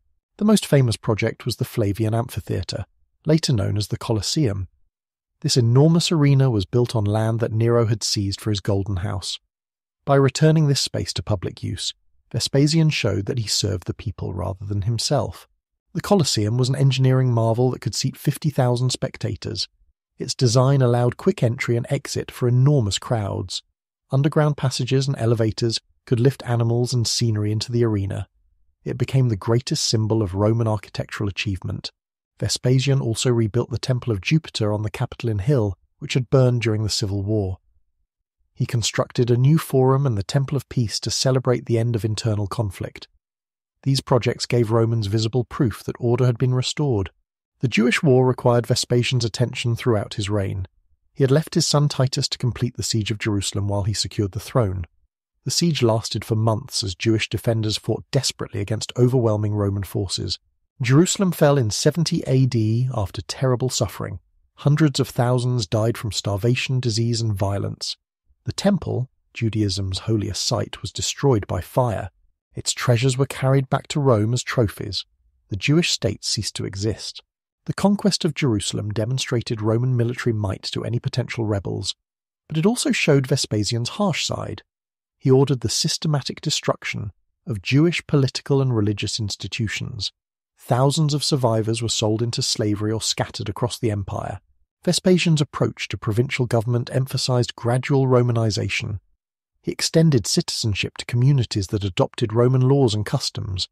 He founded new colonies for veteran soldiers. He encouraged the spread of Latin language and Roman education. Spain received particular attention because Vespasian had served there as a young officer. He granted Latin rights to all Spanish communities, making them halfway citizens. This policy created loyalty and encouraged peaceful integration into the empire. The emperor also showed religious tolerance except toward groups that threatened political stability. He allowed most conquered peoples to worship their traditional gods alongside Roman deities. Only the Druids in Gaul and rebellious Jewish groups faced systematic persecution. Vespasian's relationship with the Senate was respectful but firm. He attended meetings regularly and consulted senators on major decisions. But he made clear that final authority rested with him. He and his son Titus held the consulship frequently to maintain control. The emperor had a practical view of death and deification. As he grew ill in 79 AD, he joked, "I think I'm becoming a god." He faced his final illness with the same matter-of-fact attitude he had brought to government. He died standing up, saying an emperor should die on his feet. Vespasian's death was peaceful, and his succession smooth. He had groomed his son Titus as his heir for years. The Praetorian Guard and Senate immediately recognized the new emperor. For the first time since Augustus, power passed from father to son without crisis. Titus Flavius Vespasianus took the throne at age 39 with every advantage. He was handsome, charming, and experienced in both military and civil administration. He had fought alongside his father and proved himself a capable commander at Jerusalem. Romans called him the delight of mankind. The new emperor began his reign with acts of generosity and mercy. He confirmed all his father's grants and added his own gifts. He banished informers who had terrorized citizens under previous emperors. He declared that he would execute no senator during his reign. But Titus faced an unprecedented series of natural disasters that tested his leadership. Just 2 months into his reign, Mount Vesuvius erupted with catastrophic force. The volcano had been dormant for so long that people had built cities on its fertile slopes. Pompeii and Herculaneum were the most famous victims of the eruption. A rain of ash and pumice buried Pompeii under 20 feet of volcanic debris. Pyroclastic flows of superheated gas and rock entombed Herculaneum even more deeply. Thousands died in a matter of hours. The emperor responded quickly to the disaster. He appointed special commissioners to coordinate relief efforts. He used his personal funds to help survivors. He visited the devastated region himself to assess the damage and comfort the displaced population. The volcanic destruction preserved a perfect snapshot of Roman life in 79 AD. When archaeologists excavated these cities centuries later, they found intact houses, shops, and artwork. They discovered bread still in ovens and wine in cups. The tragedy became history's gain. A fire ravaged Rome the following year, destroying large sections of the rebuilt city. Again, Titus responded with energy and compassion. He sold his own possessions to fund reconstruction. He personally directed firefighting efforts and relief distribution. Then came a plague that killed thousands in the overcrowded capital. The combination of disasters might have broken a weaker ruler. But Titus maintained his optimism and worked tirelessly to help his people. His genuine concern won him universal love and admiration. The greatest triumph of Titus's reign was opening the Colosseum in 80 AD. The inauguration games lasted for 100 days and featured every type of entertainment Romans loved. Gladiator fights, animal hunts, and even mock naval battles filled the arena. The emperor himself attended every day, throwing gifts to the crowd and sharing their excitement. He made special efforts to include everyone in the celebration. Free food and wine were distributed throughout the city. It was a moment of joy after so many disasters.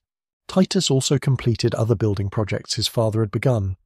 The baths of Titus provided free bathing facilities for thousands of citizens. New temples and public buildings replaced those destroyed by fire. Rome was becoming the magnificent capital Vespasian had envisioned. The emperor's personal life remained complicated. He had loved Queen Berenice of Judea since the Jewish War, but Roman opinion opposed a foreign queen. Titus reluctantly sent her away when he became emperor. His sacrifice of personal happiness for public duty increased his popularity. In September 81 AD, Titus fell ill while travelling to his family's Sabine estate. The illness was sudden and severe, possibly caused by plague or poisoning. He died after only 2 years and 2 months as emperor, leaving no sons to succeed him. Titus's death was mourned throughout the empire. He had shown that imperial power could be exercised with kindness and genuine concern for citizens' welfare. His brief reign proved that good emperors were possible, even if they were rare. Titus's younger brother Domitianus had been waiting in the shadows throughout his father's and brother's reigns. At age 29, he finally received the power he had craved for years. But he was a very different man from his beloved brother. Domitian had always resented being the younger son. While Titus fought in Judea and won glory, Domitian stayed in Rome as a junior administrator. He was intelligent and capable, but lacked his brother's charm and easy manner. Years of frustration had made him suspicious and bitter. The new emperor began competently enough. He was an excellent administrator who paid careful attention to details. He continued his family's building program and maintained financial discipline. He seemed determined to prove himself worthy of the throne. Domitian's building projects were magnificent and practical. He rebuilt large sections of Rome after the recent fire. He constructed a new palace on the Palatine Hill that became the standard residence for future emperors. He added temples, libraries, and entertainment venues throughout the city. The emperor was particularly interested in improving provincial administration. He supervised governors closely and punished corruption severely. He raised soldiers' pay for the first time in decades. He maintained strong frontier defences and avoided unnecessary wars. Military campaigns under Domitian were generally defensive but successful. He strengthened the Rhine frontier against Germanic tribes. He fought wars in Dacia, modern Romania, that secured the Danube border. He created a system of walls and forts that would protect the empire for generations.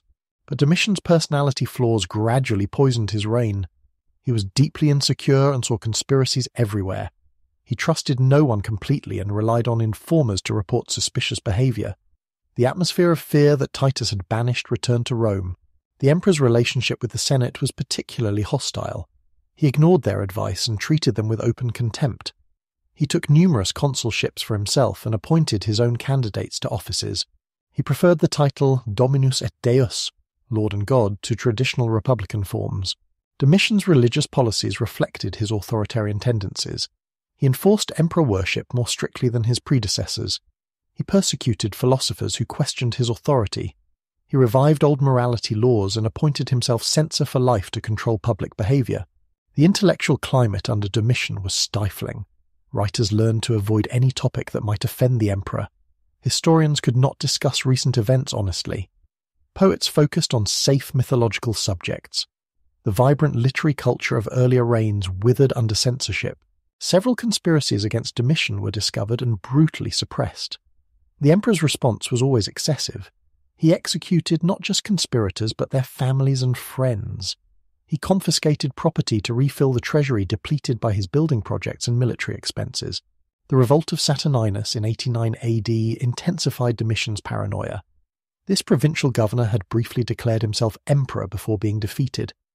Although the rebellion failed quickly, Domitian saw it as proof that enemies surrounded him. The persecution increased dramatically. By the 90s AD, life in Rome had become intolerable for the upper classes. Senators attended meetings in fear of denunciation. Wealthy citizens worried that their property would be confiscated on false charges. Even the emperor's own relatives were not safe from suspicion. The final conspiracy succeeded where others had failed because it included members of Domitian's household. His wife Domitia, several freedmen, and the praetorian prefects all participated. They had decided that the emperor's paranoia had become a threat to everyone's survival. On September 18th, 96 AD, a freedman named Stephanus approached Domitian with a petition. He had bandaged his arm for days, claiming an injury, but the bandages concealed a dagger. When the emperor leaned forward to read the document, Stephanus stabbed him in the groin. Domitian fought back desperately despite his wound. Other conspirators rushed in to finish the assassination. The emperor, who had lived in fear of plots, finally died from one. He was 44 years old and had ruled for 15 years. The Senate's reaction to Domitian's death revealed their true feelings. They immediately ordered damnatio memoriae, the erasure of his memory. His statues were torn down. His name was chiseled off monuments. His acts were declared invalid. They tried to pretend he had never existed. But Domitian's legacy was more complex than his enemies acknowledged. His administration had been efficient. His buildings were magnificent. His frontier defences were strong. The empire was prosperous and secure despite the political terror in Rome itself. The Flavian dynasty ended with Domitian's assassination. Like the Julio-Claudians before them, they had started well but ended with a tyrant. The pattern seemed inevitable. Imperial power corrupted even capable rulers. The empire needed a new approach to succession. The Senate quickly chose one of their own, Nerva, as the next emperor. He was old, childless, and harmless. They hoped he would restore senatorial dignity and find a better system for choosing future rulers. The age of the Antonines was about to begin. The Senate had acted swiftly after Domitian's assassination. Within hours, they proclaimed Marcus Cocceius Nerva as the new emperor. He was everything Domitian had not been: old, mild, and respectful of senatorial dignity. At 66, he seemed like a safe choice who would restore traditional government without threatening anyone's interests. This began the period historians call the Golden Age of Rome. For nearly a century, the empire would enjoy unprecedented peace and prosperity. The secret was a new system of succession that avoided the pitfalls of hereditary rule. Emperors would choose their successors based on merit, not blood. It was an ideal that worked brilliantly, until it didn't. Nerva was a compromise candidate acceptable to all factions. He had survived Nero and Domitian by keeping quiet and avoiding controversy. He was a respected lawyer and poet who had never commanded armies or governed provinces. His very weakness made him attractive to senators who wanted a controllable emperor. The new emperor immediately reversed Domitian's harsh policies. He released political prisoners and recalled exiles. He ended treason trials and restored confiscated property. He promised to execute no senator without trial by their peers. The reign of terror was officially over, but Nerva quickly discovered that kindness could be seen as weakness. The Praetorian Guard had not been consulted about the assassination and resented the change of emperors. They demanded the execution of Domitian's killers. When Nerva refused, they besieged him in the palace. The elderly emperor was forced to hand over the conspirators for execution. He wept publicly as his own supporters were killed by soldiers he supposedly commanded. This humiliation showed that civilian emperors needed military backing to survive. Good intentions were not enough. Nerva made the decision that would transform Roman history. Since he had no sons and little military support, he adopted a successful general as his heir. His choice was Marcus Ulpius Traianus, Trajan, who was governing Upper Germany. This adoption solved multiple problems simultaneously. Trajan was a proven commander respected by all the armies. His adoption satisfied the military while maintaining civilian control. He was also a capable administrator who had governed provinces successfully. Best of all, he was chosen for his merits rather than his bloodline. The adoption took place in October 97 AD. Nerva granted Trajan the powers of a co-emperor while retaining his own position. This ensured a smooth transition when the elderly emperor died. It also established the precedent that emperors should choose successors based on ability. Nerva died peacefully in January 98 AD after ruling for just 16 months. His reign was brief but crucial. He had restored senatorial dignity and created a succession system that would give Rome its greatest rulers. The Golden Age was about to begin in earnest. Trajan received news of his adoption while inspecting the Rhine frontier. Unlike previous emperors who rushed to Rome, he remained in Germany for nearly 2 years. He wanted to secure the borders and demonstrate that provincial concerns mattered as much as capital politics. The new emperor was something unprecedented, a provincial who became emperor. He was born in Spain to an Italian colonial family. His accent and manners marked him as different from Roman aristocrats. But his military achievements and administrative skills overshadowed any cultural prejudices. Trajan was 45 years old when he became emperor, at the peak of his physical and mental powers. He was tall, strong, and energetic. He enjoyed hunting, drinking with his soldiers, and the simple pleasures of military life. Romans appreciated his lack of pretension after decades of imperial theatrics. The emperor's first major challenge was Dacia, a kingdom north of the Danube River. The Dacian king Decebalus had humiliated Domitian and forced Rome to pay tribute. This situation was intolerable for an empire that claimed to rule the world. Trajan prepared carefully for the coming war. The First Dacian War, 102 AD, demonstrated Roman military engineering at its finest. Trajan's armies built roads through mountains and bridges across rivers. They constructed siege equipment that could breach any fortification. The emperor personally led his troops in battle, sharing their dangers and hardships. Decebalus was a formidable opponent who knew Roman tactics from previous wars. He used guerrilla warfare, false surrenders, and night attacks to harass the invaders. But Trajan's persistence and superior resources gradually wore down Dacian resistance. The war ended with a negotiated peace that left Decebalus in power but under Roman supervision. This was a mistake that Trajan soon recognized. The Dacian king used the peace to rebuild his forces and form new alliances. A second war was inevitable. The Second Dacian War, 105–106 AD, was a campaign of annihilation. Trajan was determined to eliminate the Dacian threat permanently. His armies systematically destroyed Dacian fortresses and pursued fleeing enemies into the mountains. Decebalus committed suicide rather than face capture. Dacia became a Roman province rich in gold and silver mines. The wealth that flowed to Rome was staggering, over 500,000 pounds of gold and twice that in silver. This treasure financed Trajan's building projects and social programs for decades. Trajan's Column still stands in Rome as a monument to the Dacian Wars. This 100-foot marble pillar is covered with spiral reliefs depicting scenes from the campaigns. It shows Roman soldiers building camps, fighting battles, and accepting enemy surrenders. It is both art and propaganda. The emperor used Dacian wealth for the benefit of Roman citizens. He distributed cash bonuses to the urban population. He funded the alimenta system, which provided food support for orphans and poor children throughout Italy. He showed that conquest could improve life for ordinary Romans. Trajan's building program transformed Rome into a truly imperial capital. His new forum was the largest and most magnificent in the city. It included a massive basilica for legal proceedings, Greek and Latin libraries, and hundreds of shops in the markets that still bear his name. The emperor also improved infrastructure throughout the empire. He built or repaired roads, bridges, aqueducts, and harbours. The Via Traiana provided a shorter route to southern Italy. New ports facilitated trade across the Mediterranean. Provincial cities received theatres, baths, and public buildings. Cultural life flourished under Trajan's tolerant rule. Pliny the Younger wrote letters describing daily life in the empire. Tacitus composed his histories of earlier emperors. Juvenal penned satires mocking Roman society. Literature could be critical without being treasonous. The correspondence between Trajan and Pliny, who was governing Bithynia, reveals the emperor's administrative style. He answered questions promptly and sensibly. He discouraged excessive regulation and trusted local officials. His responses show patience, wisdom, and practical judgment. Trajan's treatment of Christians demonstrated his pragmatic approach to religion.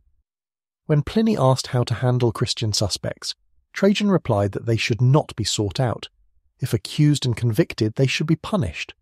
But anonymous accusations should be ignored. It was a moderate policy that avoided mass persecution. The emperor's greatest military adventure came at the end of his reign. The Parthian Empire in the east had long been Rome's only serious rival. Trajan saw an opportunity when succession disputes weakened Parthian unity. He launched an invasion aimed at permanent conquest. The Parthian campaign, 114–117 AD, began brilliantly. Roman armies swept through Armenia and Mesopotamia.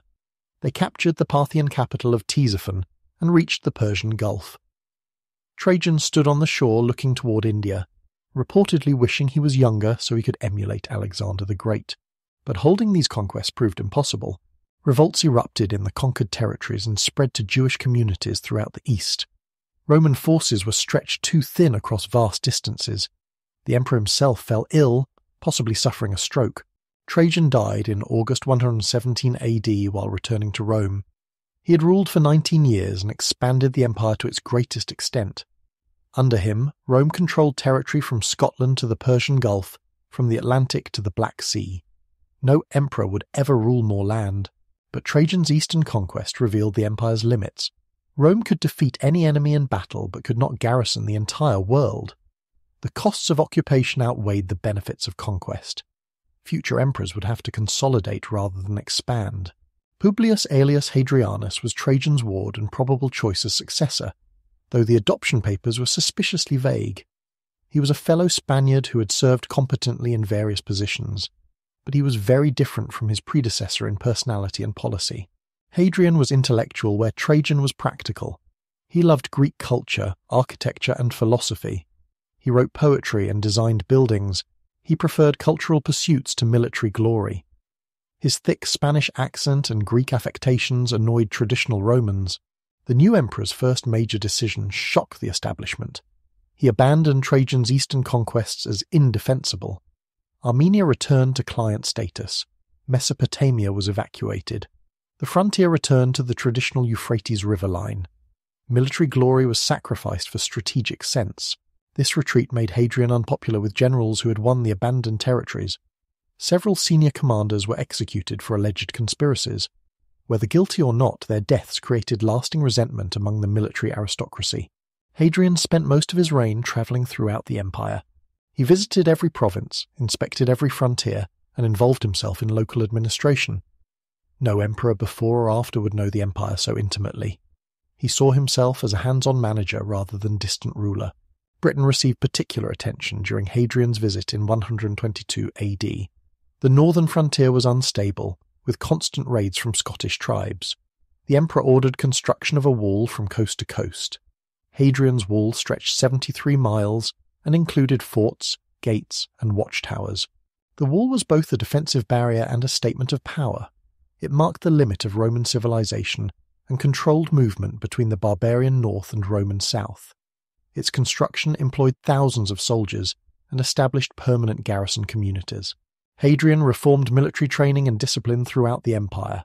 He observed exercises personally and corrected mistakes.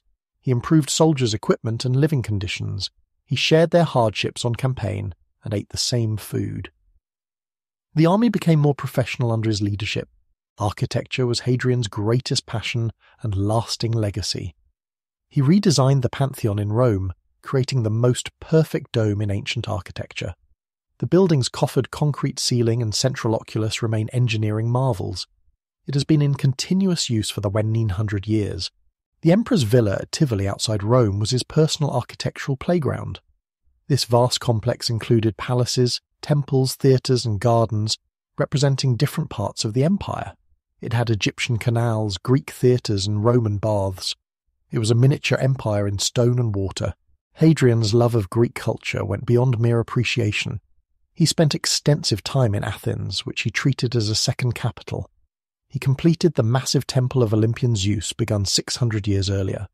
He created new festivals and built libraries, gymnasiums, and philosophical schools.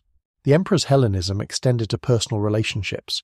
He fell in love with a young Greek named Antinous, who became his constant companion. Their relationship scandalized conservative Romans, who saw it as another sign of Greek corruption. But Hadrian didn't care about public opinion. Tragedy struck in 130 AD when Antinous drowned in the Nile River. Whether it was accident, suicide, or sacrifice remains unknown. Hadrian was devastated by the loss. He deified Antinous and established cults throughout the empire. Cities were renamed and statues erected everywhere. The Jewish revolt of 132–135 AD tested Hadrian's military abilities one final time. The rebellion was triggered by his decision to rebuild Jerusalem as a Roman city called Aelia Capitolina. A temple to Jupiter would replace the destroyed Jewish temple. Circumcision was banned as barbaric mutilation. The revolt was led by Simon Bar Kokhba, who was proclaimed Messiah by many Jews. The rebels used guerrilla tactics and underground tunnels to fight Roman legions. They initially recaptured Jerusalem and much of Judea. It seemed like a second successful revolt might occur, but Hadrian responded with overwhelming force. He brought legions from across the empire and waged a war of extermination. Jewish communities were systematically destroyed. Hundreds of thousands died from combat, starvation, and disease. The survivors were scattered across the empire. Jerusalem was rebuilt as planned, with Jews forbidden to enter except once a year. Judea was renamed Syria Palestina to erase Jewish connections. The diaspora that had begun under Titus was now complete. Judaism would survive, but the dream of political independence was dead. Hadrian's health declined in his final years. He suffered from chronic illness that made him increasingly bitter and suspicious. He executed several senators for unclear reasons. His adoption of Antoninus Pius as successor was partly to protect these intended victims. The emperor died in July 138 AD after ruling for 21 years. His reign had been successful but controversial. He had secured the frontiers and improved administration. But his cultural pretensions and personal behaviour alienated many Romans. His legacy would be debated for centuries. Titus Aurelius Fulvus Boionius Arrius Antoninus was 51 when Hadrian adopted him. He took the additional name Pius, dutiful, because he insisted on deifying Hadrian despite senatorial opposition. His first act was fulfilling his predecessor's wishes even when unpopular. Antoninus was everything Romans thought an emperor should be. He was tall, handsome, and dignified. He came from a wealthy Italian family with no scandals. He had governed Asia successfully and served as consul. He was conservative, religious, and respectful of tradition. The new emperor made a radical decision. He would not travel. Unlike Hadrian's constant journeys, Antoninus remained in Italy throughout his reign. He governed through correspondence and trusted subordinates. The empire was stable enough to run without constant imperial intervention. This sedentary policy worked because Antoninus chose excellent administrators. He appointed capable governors and left them alone to do their jobs. He answered their questions promptly, but avoided micromanagement. Provincial government became more professional and efficient. The frontiers remained largely peaceful during Antoninus's reign. Minor conflicts occurred in Britain, Germany, and Africa, but nothing threatened imperial security. The emperor's main military achievement was building the Antonine Wall in Scotland, extending Roman control further north. Legal reform was Antoninus's most lasting contribution. He humanized criminal law and protected slaves from arbitrary cruelty. He established the principle that people were innocent until proven guilty. He preferred mercy to severity in judicial decisions. Roman law became more equitable under his influence. The emperor's personal life was exemplary by Roman standards. He loved his wife Faustina despite rumours of her infidelities. He adopted Marcus Aurelius and Lucius Verus as his heirs at Hadrian's insistence. He treated them as true sons and prepared them carefully for succession. Economic prosperity reached new heights under Antoninus. Trade flourished across peaceful seas and well-maintained roads. Cities grew and adorned themselves with new buildings. The currency remained stable and taxation fair. It was the empire's most prosperous period. When Antoninus died in March 161 AD, he had ruled for 23 peaceful years. His reign proved that drama and conquest were not necessary for successful government. Competent administration and respect for law could achieve more than military glory. He left the empire at its absolute peak. Marcus Aurelius Antoninus Augustus was the emperor nobody expected.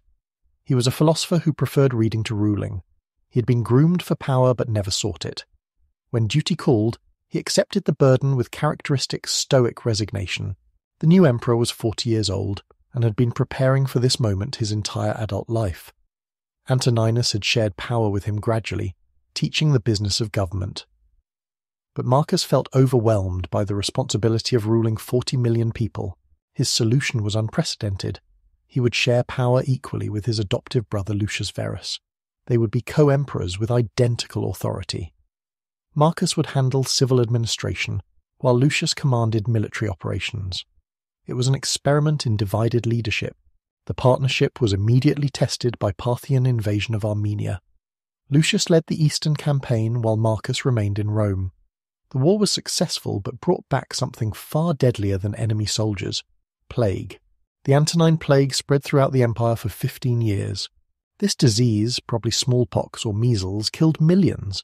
Entire towns were depopulated. The army lost countless soldiers. Trade disrupted as people fled infected areas. The golden age of prosperity ended as the empire struggled with demographic catastrophe. Marcus faced the crisis with philosophical determination. He maintained public services despite declining revenues. He recruited barbarians to replace dead soldiers. He sold imperial treasures to fund necessary expenses. He showed that wisdom could partially compensate for disaster.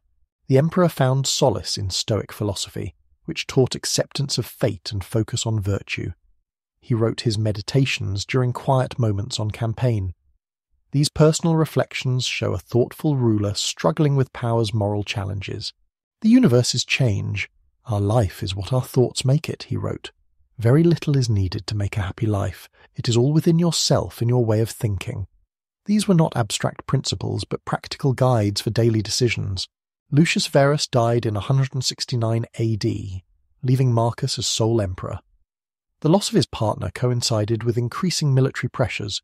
Germanic tribes were pushing against the Danube frontier. The Marcomannian Quadi launched major invasions of Roman territory. The Marcomannic Wars, 166 to 180 AD, consumed the rest of Marcus's reign. He spent years fighting along the Danube frontier in conditions of extreme hardship. The philosopher-emperor became a competent general through necessity rather than inclination. These wars were different from previous conflicts. The Germans were not seeking plunder but new homes. Population pressure and climate change drove entire tribes against Roman borders. It was the beginning of the migrations that would eventually overwhelm the empire. Marcus responded with patient determination. He defeated individual tribes and forced them into treaties. He settled some as federates within the empire.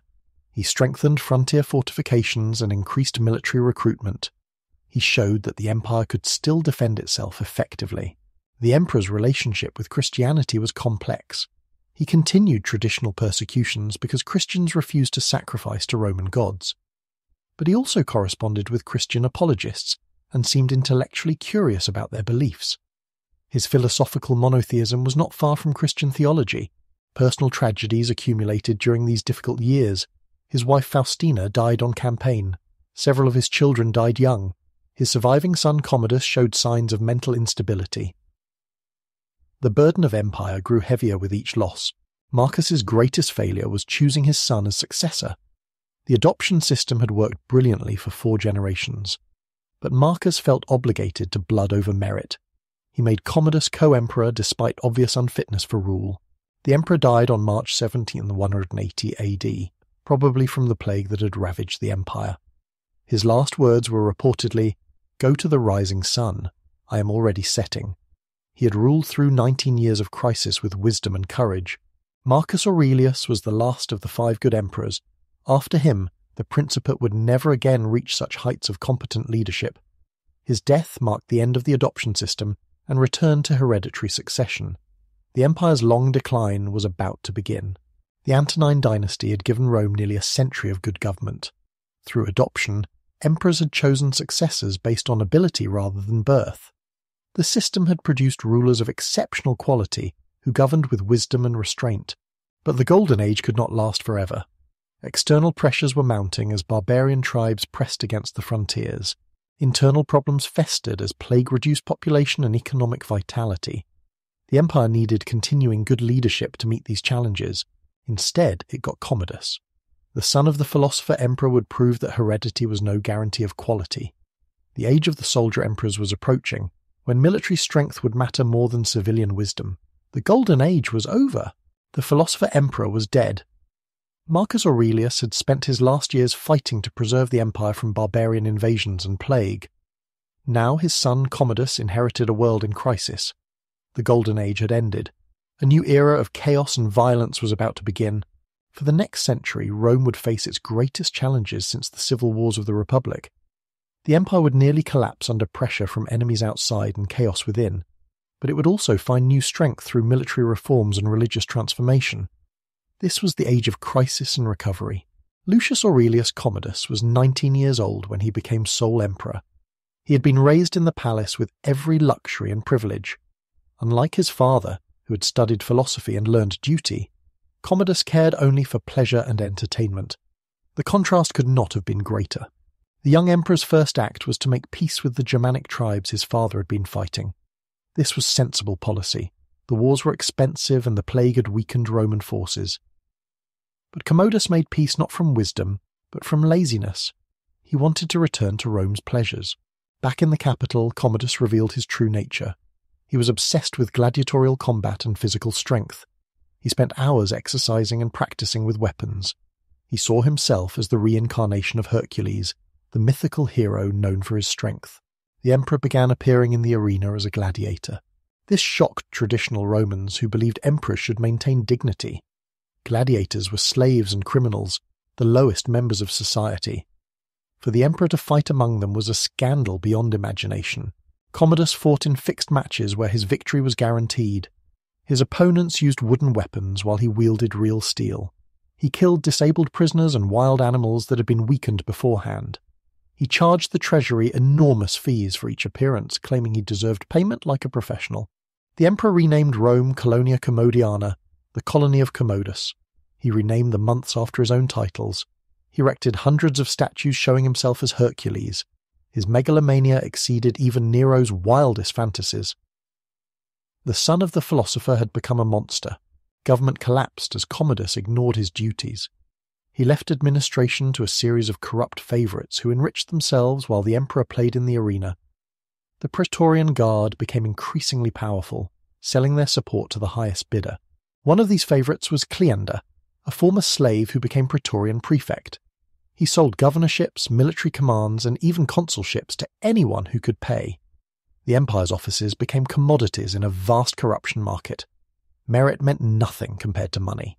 When grain shortages caused riots in Rome, the people blamed Cleander for the crisis. Commodus had him executed to appease the mob, but he learned nothing from this incident. He continued to neglect governance while pursuing his gladiatorial fantasies. The emperor's behaviour became increasingly erratic. He executed senators for imagined conspiracies. He forced noble women to become his concubines. He appeared in public dressed as a gladiator or as Hercules with a lion's skin and club. Many believed he had gone completely insane. By 192 AD, even Commodus's inner circle had decided he must die. His mistress Marcia, his chamberlain Eclectus, and the Praetorian prefect Letus formed a conspiracy. On New Year's Eve, they poisoned his wine. When he vomited up the poison, they sent a wrestler to strangle him in his bath. Commodus died at age 31 after 12 years of misrule. The Senate immediately declared him a public enemy and ordered his statues destroyed. They tried to erase every trace of the emperor who had disgraced his father's memory and the imperial office itself. The Praetorian Guard auctioned the imperial throne to the highest bidder, a wealthy senator named Didius Julianus. But this shameful transaction outraged the provincial armies. 3 different generals declared themselves emperor, beginning a civil war that would last 4 years. The winner was Lucius Septimius Severus, commander of the Danube legions. He was from Leptis Magna in Africa, the first emperor born outside Europe. He spoke Latin with a strong accent and never lost his provincial manners, but he understood power better than any emperor since Augustus. Severus marched on Rome and disbanded the corrupt Praetorian Guard. He replaced them with his own loyal soldiers. He defeated his rivals in brutal campaigns across the empire. By 197 AD, he had eliminated all opposition and established a new dynasty. The Severan approach to government was simple. The army was everything. Severus raised military pay by 50%. He allowed soldiers to marry and live with their families. He promoted centurions to important government positions. The empire became a military dictatorship in fact as well as name. "Enrich the soldiers and despise everyone else," Severus reportedly told his sons on his deathbed. This cynical advice summarized his philosophy of government. As long as the army was happy, nothing else mattered. Senators, citizens, and provincials existed only to support the military. Severus was an effective if harsh ruler. He strengthened the frontiers and defeated Parthia in a major war. He rebuilt many of Commodus's damaged institutions. He constructed magnificent buildings, including a massive arch that still stands in the Roman Forum. But his militarization of government had long-term consequences. Soldiers learned that they could make and unmake emperors. Military needs dominated all other considerations. The civilian institutions that had balanced imperial power gradually withered away. When Severus died in 211 AD at York in Britain, he left the empire to his 2 sons, but Caracalla and Geta hated each other with murderous intensity. Their mother Julia Domna tried to mediate, but Caracalla murdered his brother during a reconciliation meeting in her arms. Caracalla ruled alone for 6 years, following his father's pro-military policies to extremes. He raised army pay again and spent most of his time with the troops. He dressed like a common soldier and marched with the legions. He wanted to be a second Alexander the Great. The emperor's most important act was the Constitutio Antoniniana of 212 AD. This edict granted Roman citizenship to all free inhabitants of the empire. Overnight, millions of people became Romans. It was the logical conclusion of centuries of gradual expansion, but Caracalla's motive was primarily financial. Citizens paid inheritance taxes that non-citizens avoided. By making everyone citizens, he dramatically increased tax revenues. The money went straight to military expenses. Even acts of apparent generosity served the army's needs. Caracalla built the largest bath complex Rome had ever seen. The baths of Caracalla could accommodate 1,600 bathers at once. They included libraries, exercise rooms, and gardens. The ruins still impress visitors today with their massive scale and sophisticated engineering. But the emperor's personality was violent and unstable. He massacred thousands in Alexandria for making jokes about him. He executed anyone who criticized his policies. He spent enormous sums on his military campaigns while the economy struggled with inflation. Caracalla was assassinated in 217 AD while urinating by the roadside during a Parthian campaign. His guard Martialis had a personal grudge and took the opportunity for revenge. The army replaced him with Macrinus, the Praetorian prefect, the first emperor who was not even a senator. The Severan dynasty struggled on through various family members until 235 AD. The last was Alexander Severus, a weak young man dominated by his mother. When he tried to buy off Germanic invaders rather than fight them, his disgusted soldiers murdered them both. The death of Alexander Severus began 50 years of chaos historians call the crisis of the 3rd century. The empire nearly disintegrated under combined pressures of invasion, civil war, economic collapse, and plague. At one point, the Roman world split into 3 competing empires. The fundamental problem was the succession system, or rather, the lack of one. Any general with loyal troops could declare himself emperor. Between 235 and 284 AD, there were over 50 claimants to the throne.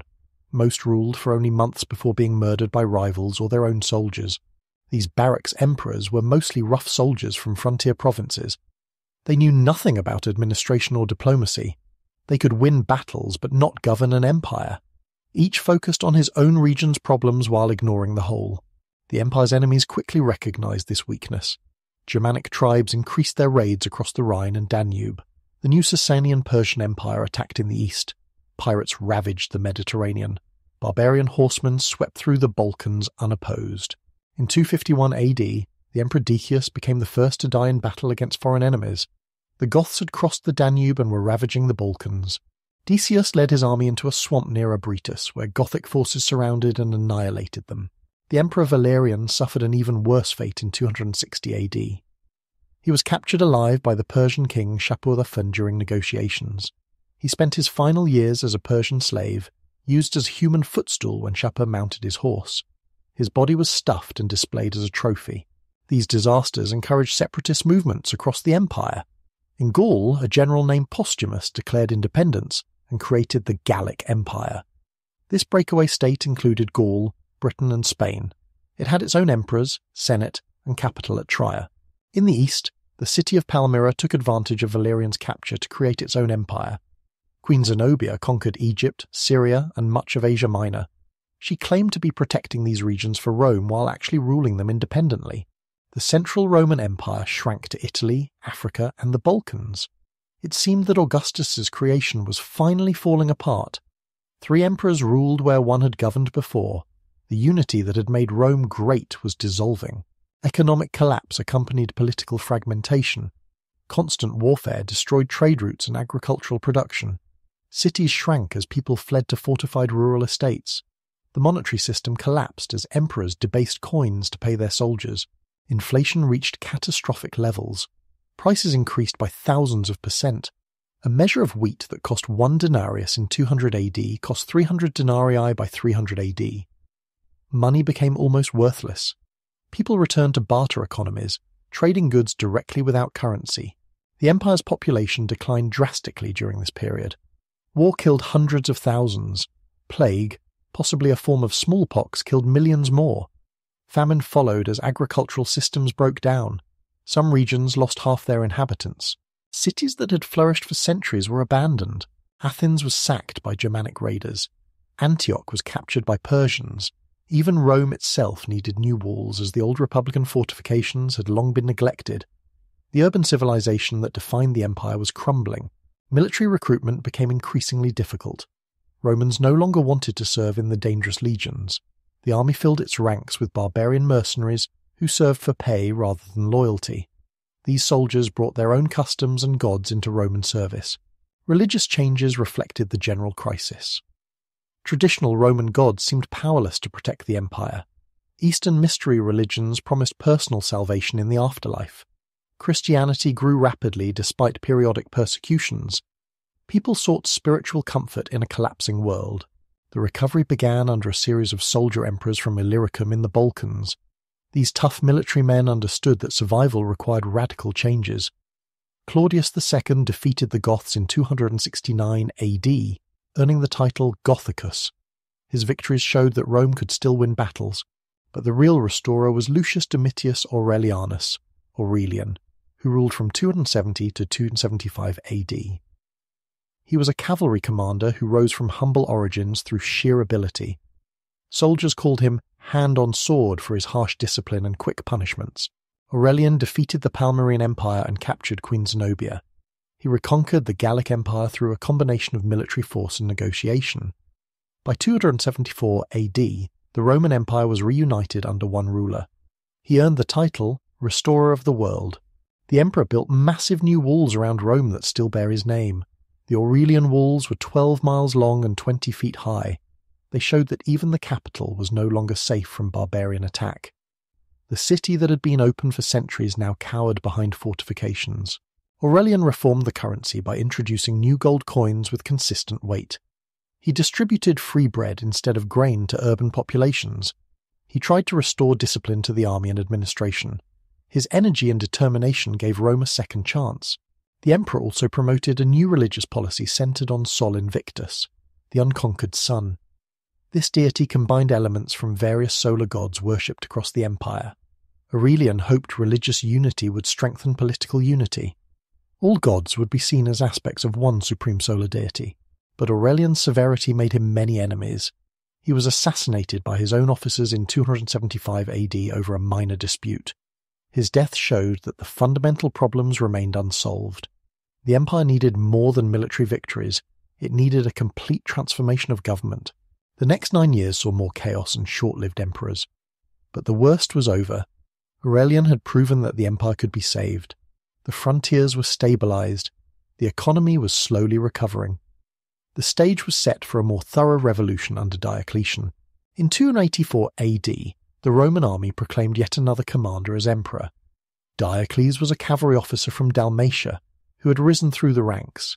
He seemed like just another soldier emperor who would rule briefly before being murdered. Instead, he transformed the Roman world forever. The new emperor changed his name to Diocletianus to sound more aristocratic. He understood that the empire's problems required systematic solutions, not temporary fixes. Over the next 20 years, he would reshape every aspect of Roman government, creating a system that would last for centuries. Diocletian's first insight was that the empire was too large for one man to rule effectively. Previous emperors had been overwhelmed trying to handle simultaneous crises on multiple frontiers. The solution was to divide authority while maintaining unity of purpose. In 286 AD, Diocletian appointed Maximian as co-emperor with the title Augustus. Diocletian would rule the eastern half of the empire while Maximian governed the west. They were theoretically equal, though Diocletian remained the senior partner who set overall policy. This system was expanded in 293 AD with the creation of the Tetrarchy, rule by 4. Each Augustus appointed a junior emperor called a Caesar. Diocletian chose Galerius, while Maximian selected Constantius. The empire now had 4 rulers, each responsible for a specific region. The Tetrarchy was more than just administrative convenience. It solved the succession problem that had plagued Rome for centuries. Each Caesar would eventually become Augustus and appoint his own Caesar. Power would transfer smoothly without civil war or assassination. Each tetrarch established his own capital closer to troubled frontiers. Diocletian ruled from Nicomedia in Asia Minor. Maximian used Milan in northern Italy. The Caesars had their own regional centres. Rome itself became ceremonial rather than practical capital.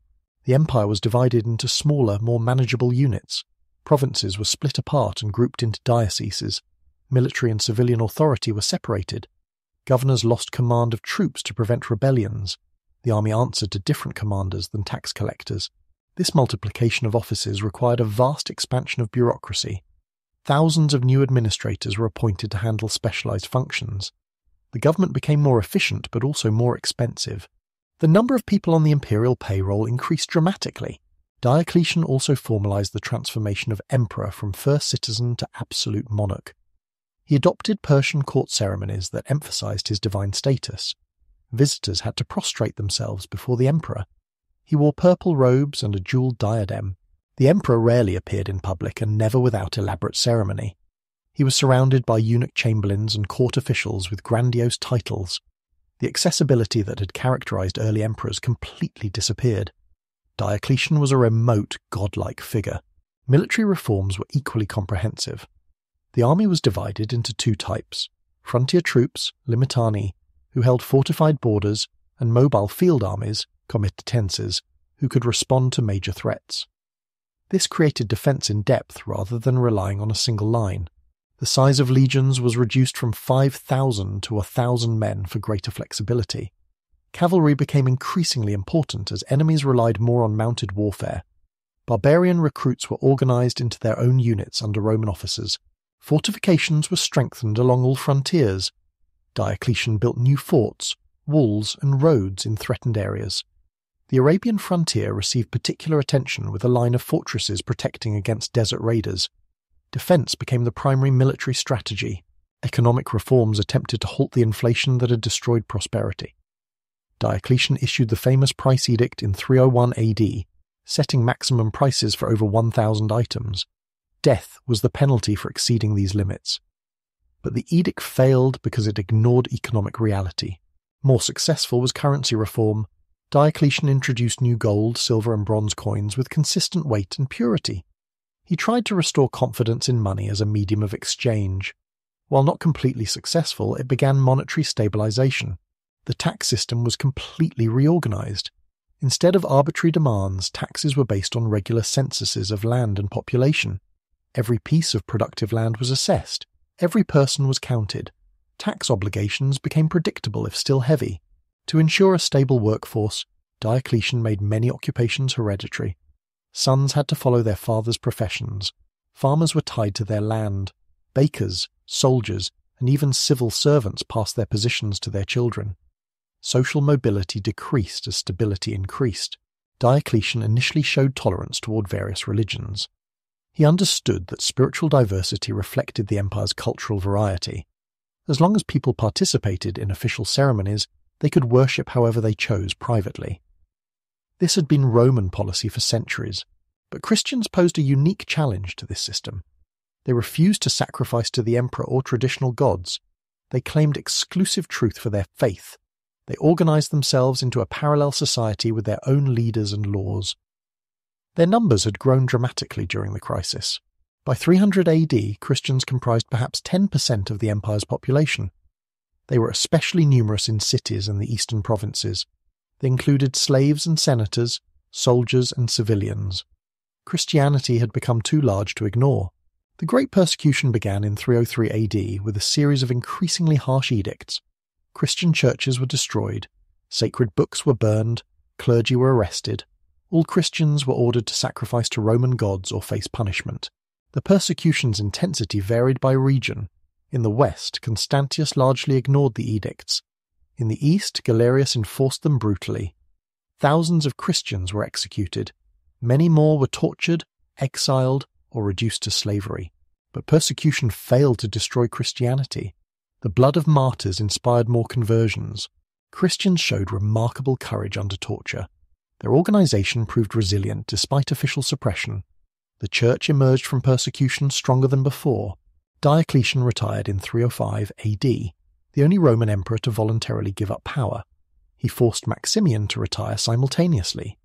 The Caesars became Augusti and appointed new Caesars. The succession system seemed to work perfectly. Diocletian retired to his palace in Split to grow cabbages, but the tetrarchy immediately began to collapse. The new rulers quarrelled over territory and authority. Sons of emperors demanded recognition over appointed Caesars. By 308 AD, there were 6 men claiming to be Augustus. The succession system had failed its first real test. Constantine was the son of Constantius, one of Diocletian's original Caesars. When his father died at York in 340 AD, the British legions proclaimed Constantine emperor. This violated Diocletian's succession system, but Constantine had military support and political skill. The next 6 years saw complex civil wars as various claimants fought for supremacy. Constantine proved the most capable politician and general. He made and broke alliances as needed. He gradually eliminated rivals through battle and negotiation. The decisive moment came at the Battle of Milvian Bridge outside Rome in 312 AD. Constantine faced Maxentius, who controlled Italy and Africa. According to later accounts, Constantine saw a vision before the battle, a cross in the sky with the words, "In this sign, conquer." Constantine ordered his soldiers to paint Christian symbols on their shields. When they won an overwhelming victory, he attributed success to the Christian God. Whether sincere conversion or political calculation, Constantine now favoured Christianity openly.